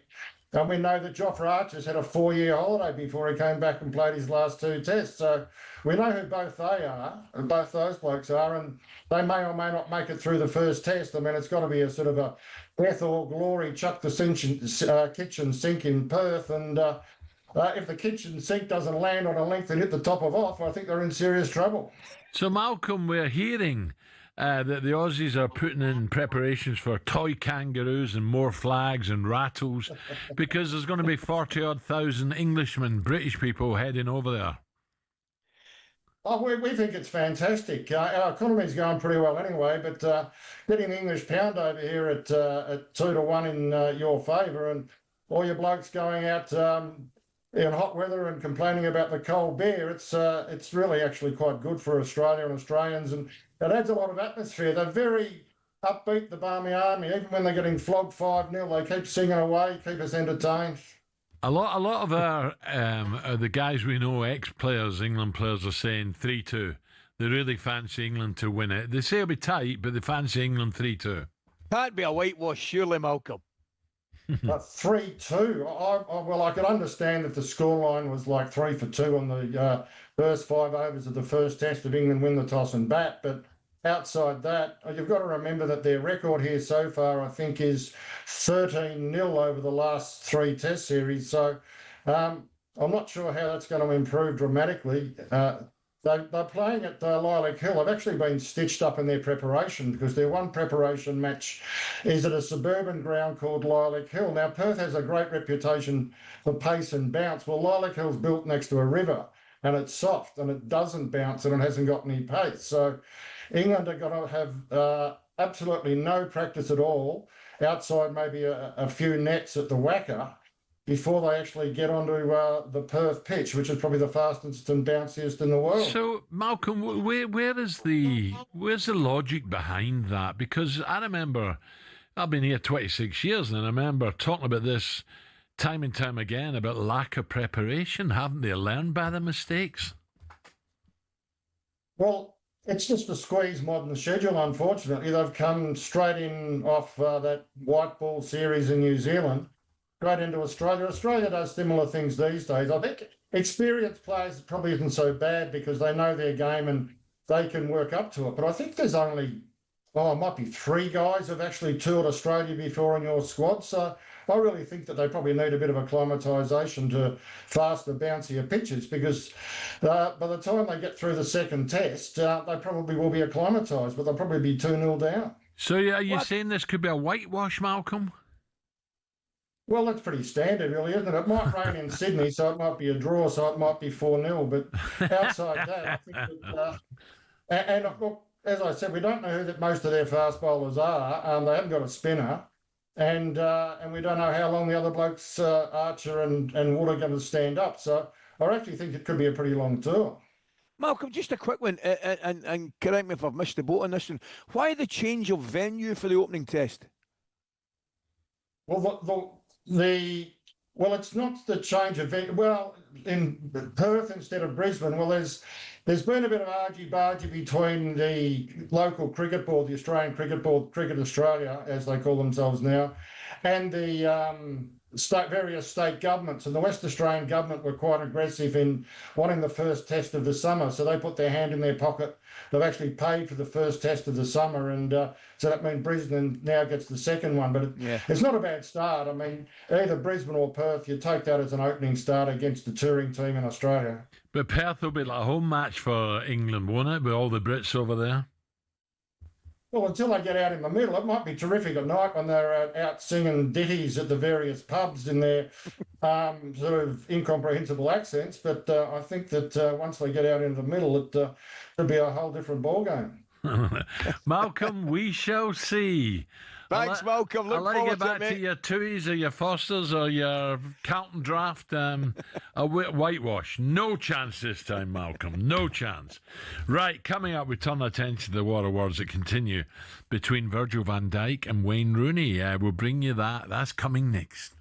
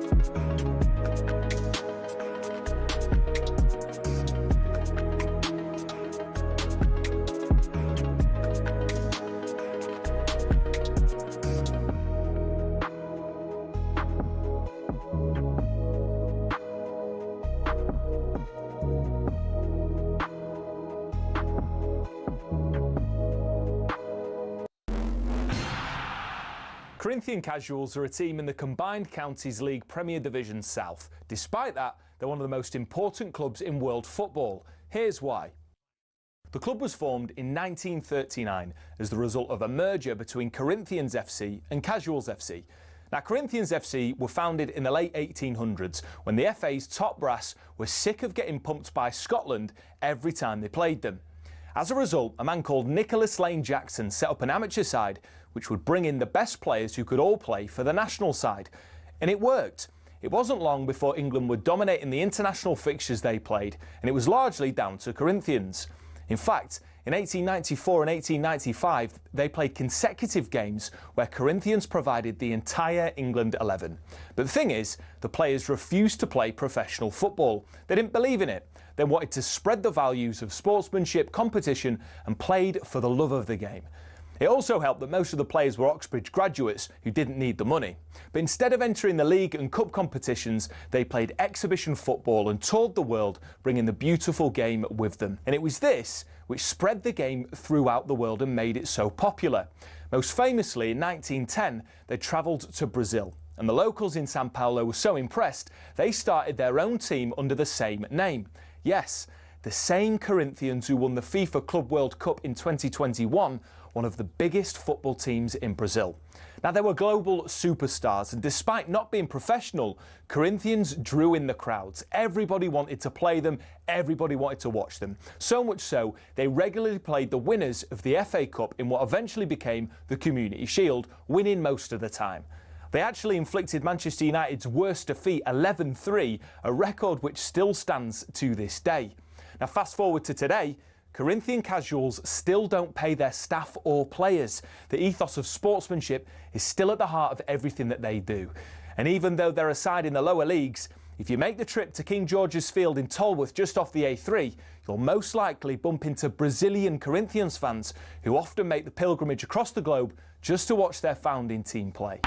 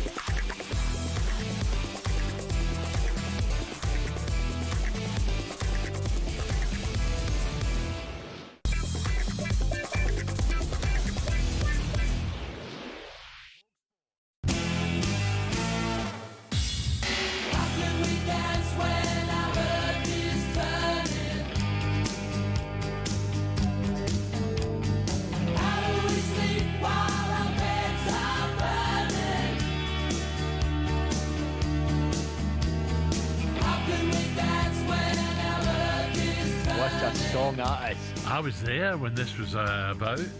I think it's off the top of my head, it would be around 88, 87, 88. Do you know who it is? Midnight Oil. Brilliant song. And the man. lead singer's now a politician, or he was. Yeah, I knew that. That is a fantastic. But in those, I just finished football, Ali, and I went out there, played for Wollongong, and there's bands like Ice House. Ice House. Jimmy Barnes, Cold Chisel. Ice House were amazing. Coop In loved Excess. them. David Cooper loved them. They sang, "Hey Little Girl." Correct, yeah. But what a guy, they were magic, Ice House, so they were. That was a great time of it. That was a great time out there. I was there for the Olympics, and I was there footballing, there for the Olympics, and there for the bicentennial. Brilliant. You must have been close to qualifying for the UK marathon team when that time you ran with your Stan Smiths on, no? That what?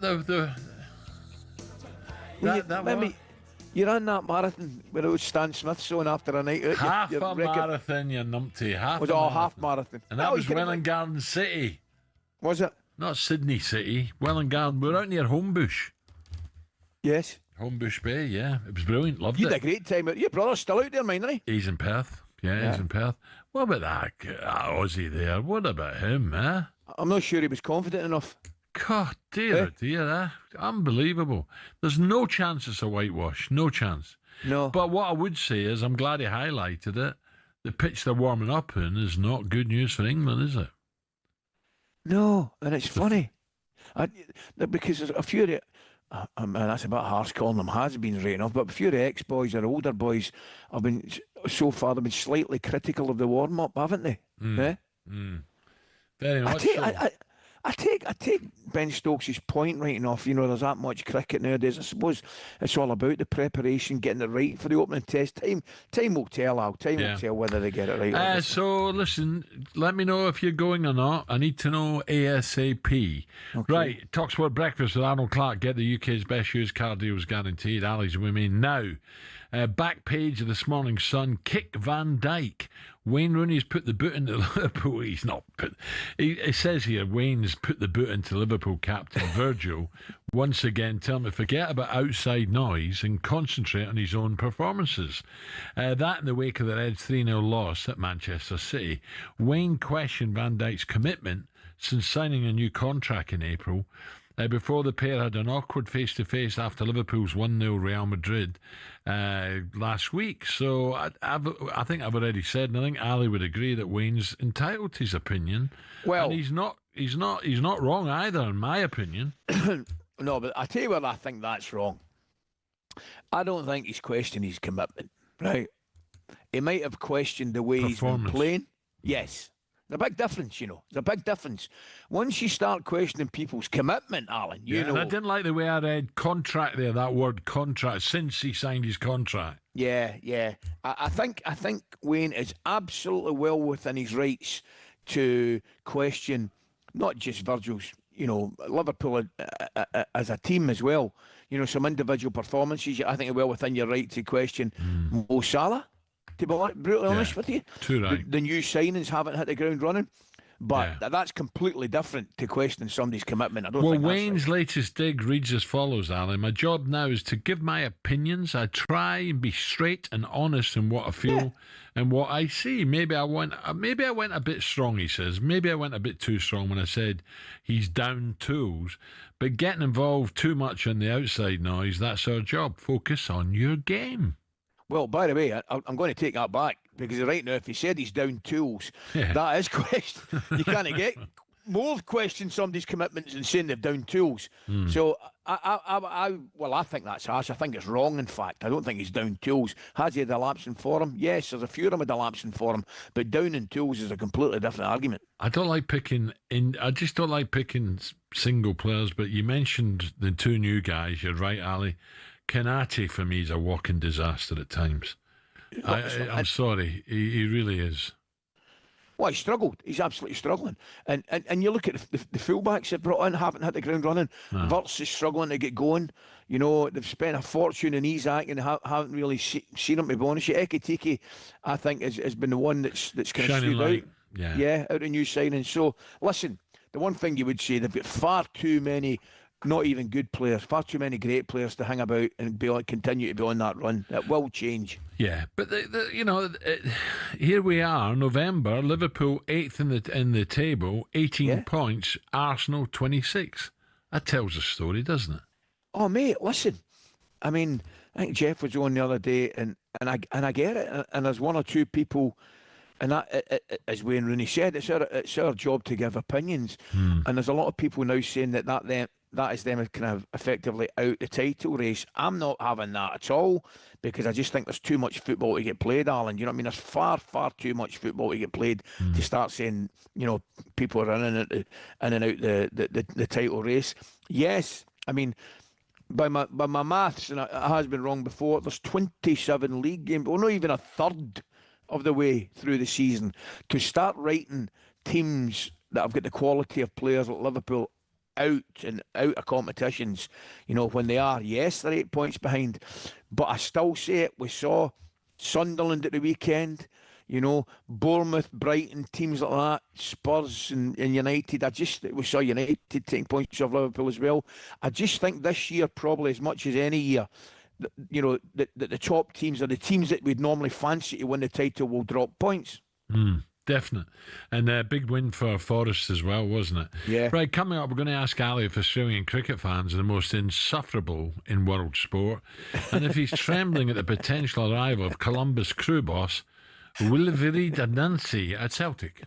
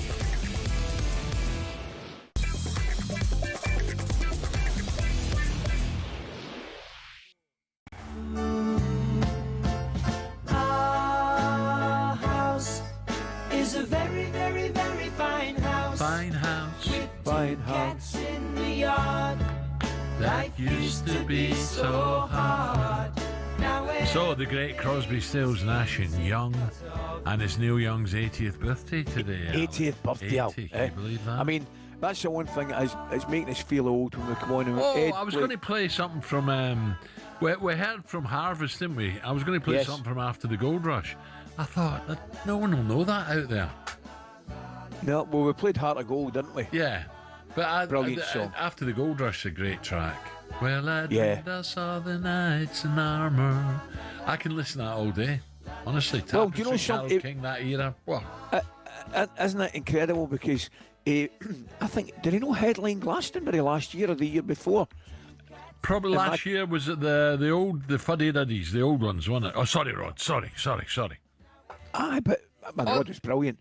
But I'm sure Neil Young. No, he did. Is it? Oh no, he's not. I was going to say he's older than Rod, but he wouldn't be, would he? They're about around the same age, I think. They will be the same age. I better be careful because we're out for lunch with Rod soon, so I better be careful, Ali. That's if you can make it, by the way, with your diary. Tread carefully, you. Right, don't start. Shall I bring your mug, or I'll give that to Rod?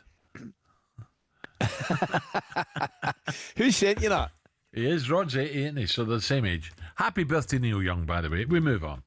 talkSPORT breakfast. Now time for...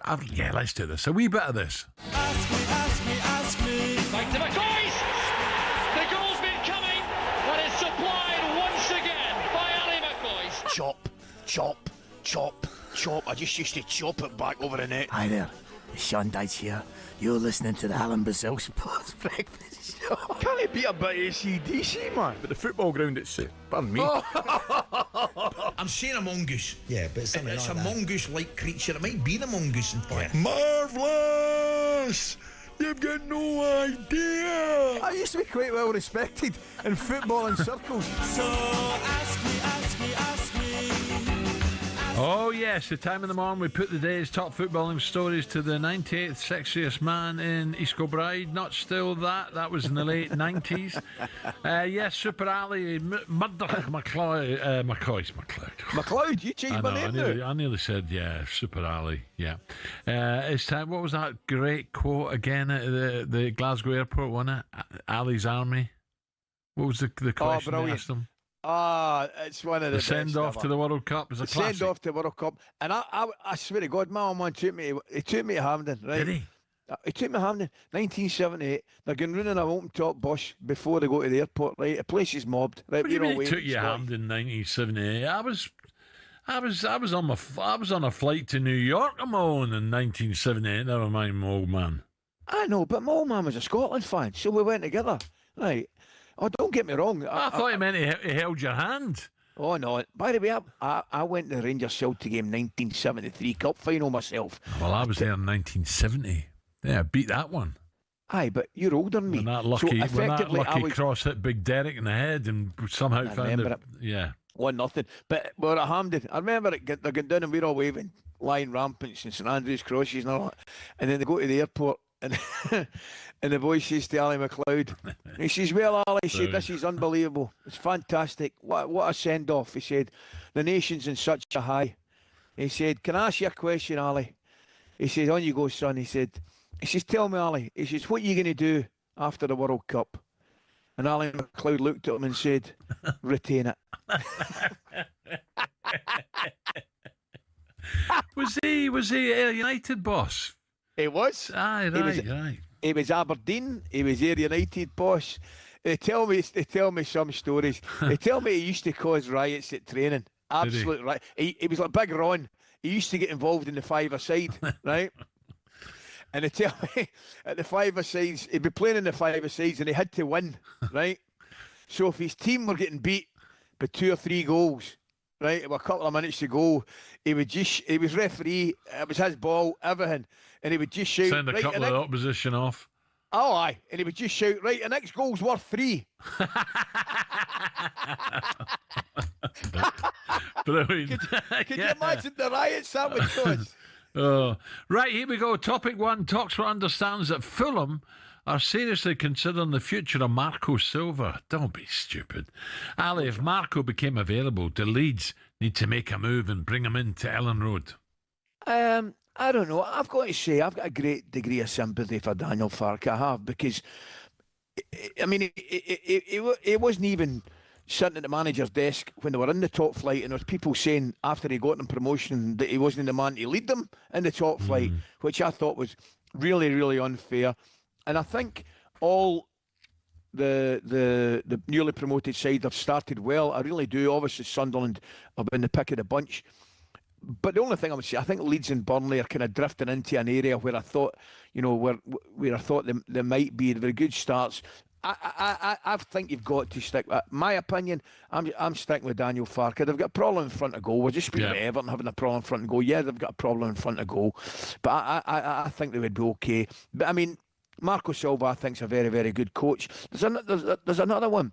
I mean, people are saying to me, would Steven Gerrard be interested, perhaps, in the Leeds job? I mean, you got to appreciate that there's somebody in the Leeds job, big club, and I think it's really important for Steven, and I'm sure he will want back into the game. I don't have any doubt about that, but I think his next appointment is absolutely vital for him. Okay. You know, talking really about goals, TalkSPORT understands the only way for Ivan Toney to get back in the England squad would be a return to the Premier League with even a January loan move an option. Would the likes of Leeds, Fulham, Everton, would they be queuing up for his signature? Oh, you better believe it. Yeah, we've already said. I mean, Big Moyes was on yesterday. It's still the hardest thing in the game to do. Put the ball in the back of the net.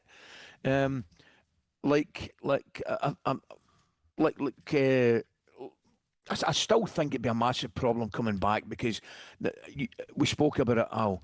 The tax implications and the money, not knowing all the details. I think it's safe to say that you've got to stay out the country for whatever period it is, whether it's 2 years, I'm not so sure. Yeah. So, he'd have to weigh up that situation because it's not as if you're talking about a couple of quid. These guys are on absolute fortunes. So it's something that he'd have to weigh up, and he probably wouldn't come back in that period. However, if and when the time's right, there'll be plenty clubs. You've mentioned 3 or 4 there straight away. Everton would come into the equation. Would Tottenham come into the equation? Solanke can't keep himself fit at this moment in time. There would be no shortage, I don't think, of offers. Because the one thing he does, he puts the ball in the back of the net, Alan. Yeah. And as we mentioned, you can't beat it, mate. We're nearly 1 week out from the Ashes and the Aussies are already getting chirpy. Here's Australian journalist Malcolm Conn. What is it with that surname? Alfie Conn, Malcolm Conn, couple of balloons, who joined the show earlier and had this to say about England's bowling attack. We don't know who most of them are. We do know that we know that Wood's got a very good knee surgeon because he's had to look after it all summer. He hasn't played. And we know that Jofra Archer's had a 4-year holiday before he came back and played his last 2 tests. So we know who both they are. Yeah, Malcolm, you might regret saying that the way Archer is at the moment. You know he loves a five-a-side, Ali. I better be careful what I say because I'll get him in trouble. But loves to play five-a-side, Joffrey. There's nothing wrong with that. I saw there was a picture. There's a picture of one of the English rugby boys playing five-a-side yesterday, I think. I don't think there's any harm in that. I'm not sure they're allowed to. Yeah, I'm not sure they're allowed to. Turn an ankle easy, can you? By the way, Alfie Conn was a good player. When he played for Celtic and Rangers and Tottenham, they loved him at Spurs. Alfie was a great player. In fact, Alfie scored in that 72-73 Cup final that I was talking to you about when I went as a Rangers player, because Alfie scored... As a Rangers fan? Yeah, Rangers fan, I beg your pardon. What would I be? I think I was 10 years of age, skipped on the train with my mate, Alan, away we went to the game. You stole onto a train without paying? No, I never said that. You said skipped on. Yeah, that means you didn't pay. No, I was talking the motion of skipping. We were young, we were carefree, and we skipped at that time up in East Kilbride, and we skipped on the train. No, but Scottish Rail, get on him, he owes you money. Goal scorers for Celtic. George Connolly scored a penalty. I think Kenny scored. Derek Parlane, I'm sure you're not getting mixed up? That wasn't the 4-0 game we beat you at Hampden when George took it off Greggy and walks around the keeper. Not that 3-2. One. Big Tam for Sykes. With the new studs on. A yard. Big Tam for half a yard. Yeah, and he nearly missed 19. It, by the way. Oh, can you remember it? I do. I reckon there was, honestly, Al, there was over 120,000 in that game. Yeah, but not as many as the one I think you were at Celtic Leeds. Yeah, that was just remarkable. I'll never forget that. Funny enough, I've got to break. Someone sent me a wee picture. It's hard to make out, but it's definitely getting on a train at, I think it was Queen Street, heading to Jersey with the Scouts with the kilts on and all that. That must have been... When did you do that? Well, I was trying to work it out. It must have been... 69 or something, 70. Well, no, before 70. What am I talking about? That was the 60s, 68, 69, I reckon. Well, I was 4th EK, East Kilbride, Moncrief Church, and we had a couple of brilliant BB camps, man. We went to Guernsey, just outside I think it was St Peter's Port, and we went to Isle of Wight. Was it Pembridge? And we get the bus down. Yeah, fellas over on the bus for about 3 weeks, man. And with a brilliant, what age would I have been? I'd have been about 11, 10, 11, 12. But about 72, 73 My probably. 3 big trips were Barra in the Hebrides. Oh, yeah. Right. Lake Garda, Italy. And we went to Jersey with the Scouts as well. That was Lake Garda? Oh, yeah. How could you afford to go to Lake Garda? Well, you just pitch a tent anywhere. And you know. Brilliant it was. I cannot believe you. You went a scouting trip to Lake Garda. Yes. Always remember it was brilliant. It was absolutely brilliant. We ended up having a fight with a troop from Preston every night we were at it. Waiting for them to sleep and kick the tents in. You know, it was brilliant. Those were the days. Ed, shut up. Right, coming up, the chunk. Jamie Harra joins us to find out if he's ready for the huge paddle game against Goldstein and Bent, and that's later on. Canary Wharf, the venue.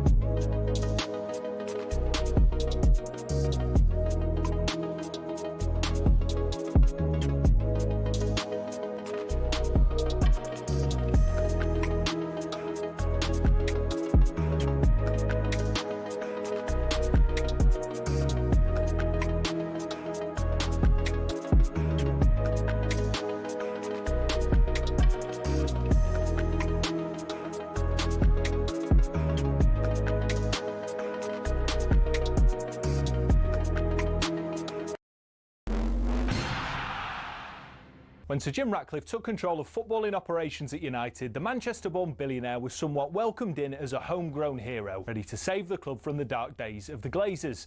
But in just 12 months, he became a punchbag for many fans. So what happened? Well, let's take a look and you can decide for yourself.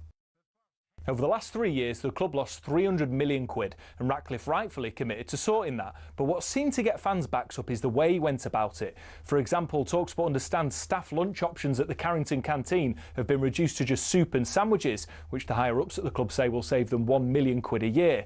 Now, that might make sense for many who don't get free meals at work themselves, but it does get a little bit more picky than that.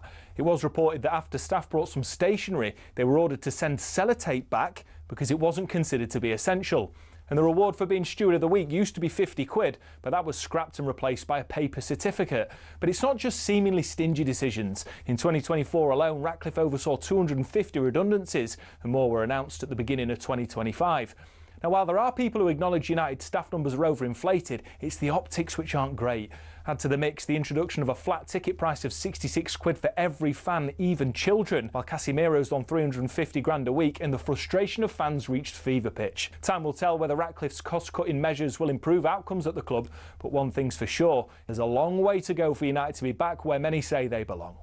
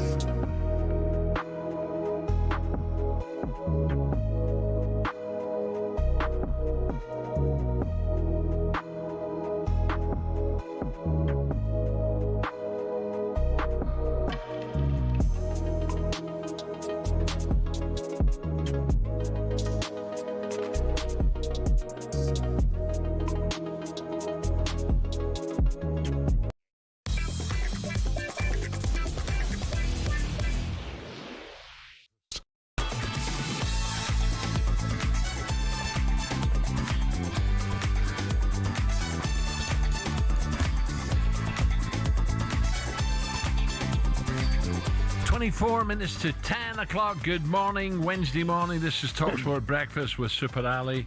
Right, today's the day we've been waiting for. I can't wait. The talkSPORT grudge match on the paddle court is on, and we've asked some of the great and good from the world of sport to give their predictions.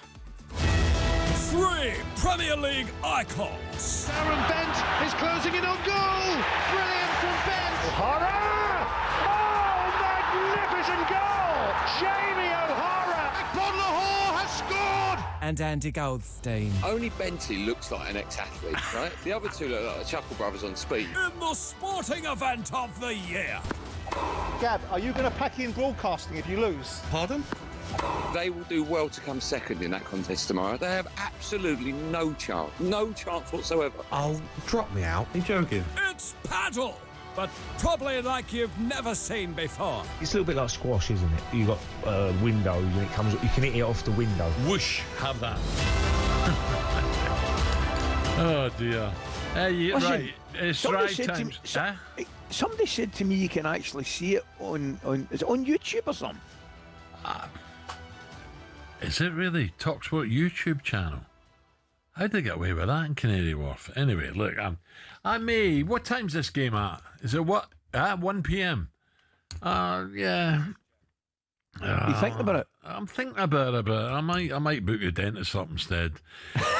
Goldstein and Bent will be taking on the Chunk and Gabby. I'd love to know how Gabby suddenly got his deathbed.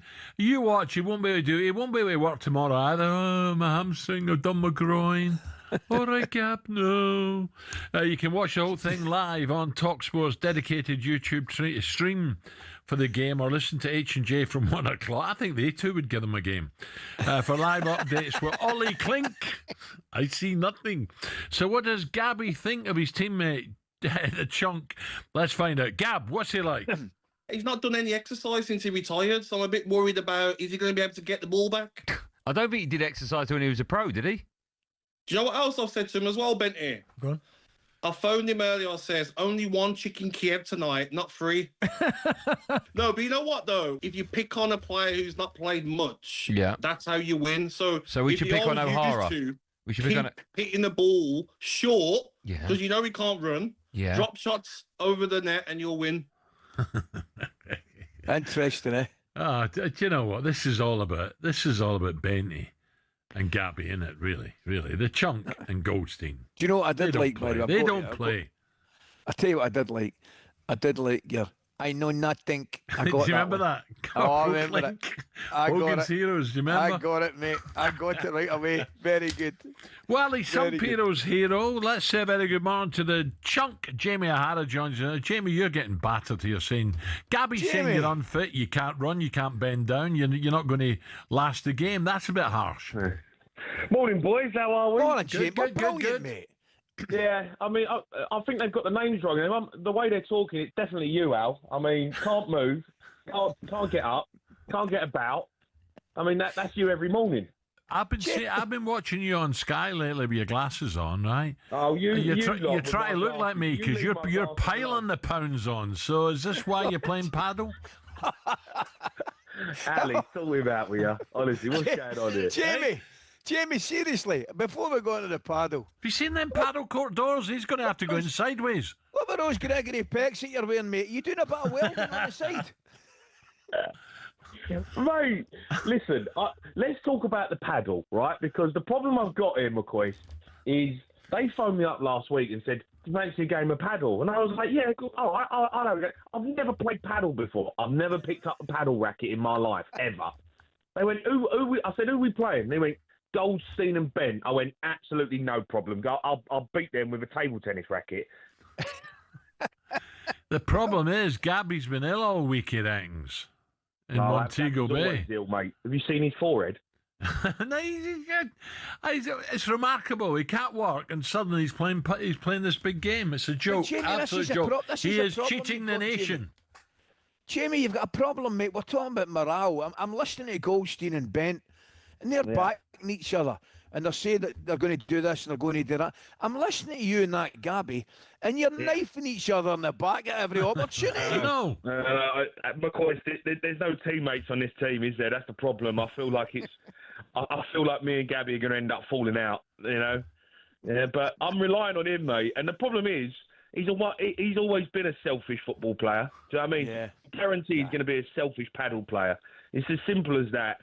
And I'm going to turn up. I'm going to need a leader alongside me. And I've got Gabby at Bonglahor. Do you know what I think you should do, Jamie? I think you and Gabby should do H&J and let them two play Goldstein and Bent.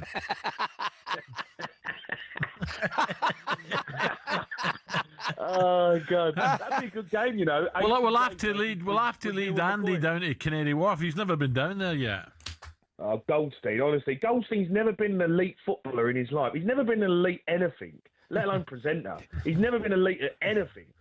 So, Jimmy, he gives it the big one. He's got no chance. What's going to happen if you get victory, Jamie? Who would be your next immediate targets? Would it be would it be Shaban and Big Cass? Or what about Ollie and Dim Sum? Don't. Or we Yaz and Ed? What about we Stu and Ed? It's a combination.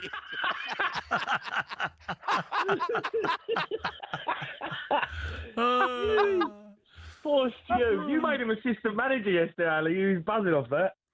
I know. Poor wee Stu. The last time he paddles in the canoe and he needed 12-foot long paddles, whatever they call them.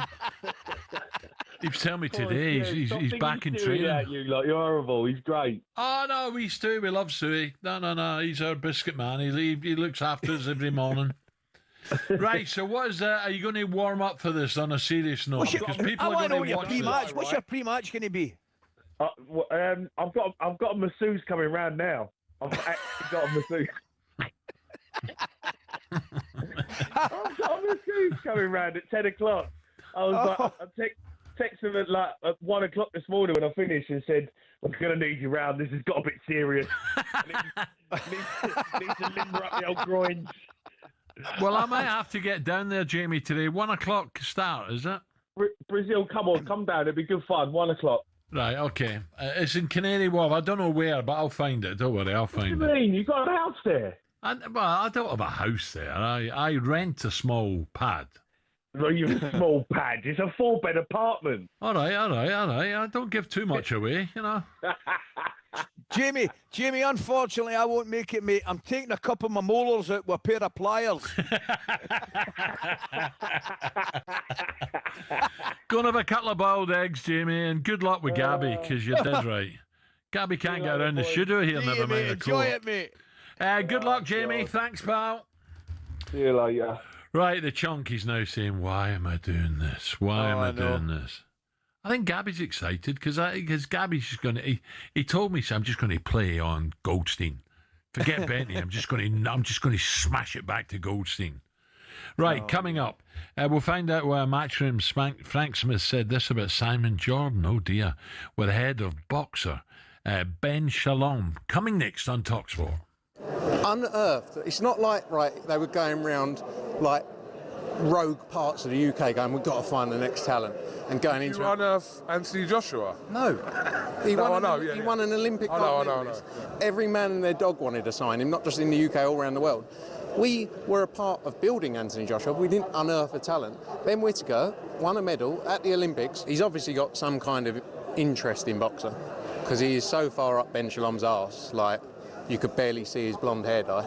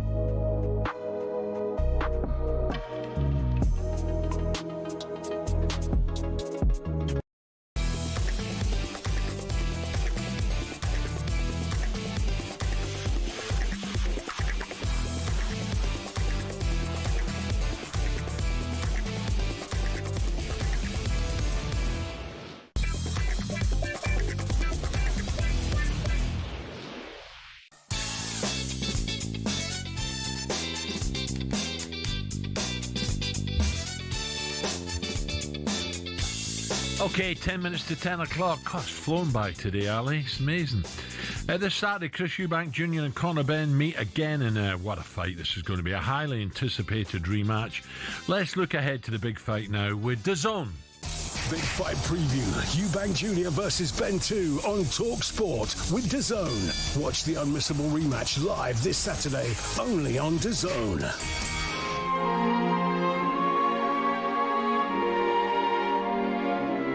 He's all hype. I can't wait to give him a good hiding. On that particular night in question, I will show that I have what it takes. A middleweight contest for the WBO Middleweight Championship of the World. It's all over in the ninth round. I come up the hard way. I didn't have prove myself, boy. You had your time. Let's have some parliamentary procedure here, all right? If I'm going to go for anything, I'm going to go for the draw. Right, fans, here we go with the main event of the evening, the rematch you've all been waiting for.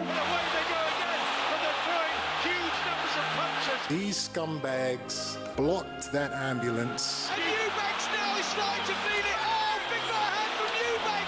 This is insane. I ain't going to go in there and try and render him unconscious as much as I'd love to. Going to be disciplined in there. Both guys here going for it so hard.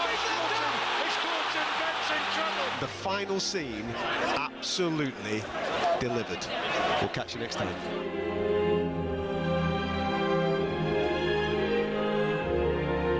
Okay, it's just 3 days away. Can Matchroom's Conor Benn avenge his loss to Eubank Jr., a boxer? Eubank, remember, he won the first fight by unanimous decision back in April. Eubank has caused a stir in the build-up, claiming that his ambulance was blocked from leaving the Tottenham Hotspur Stadium once the fight was over. But on White and Jordan yesterday, Ben's father Nigel said this.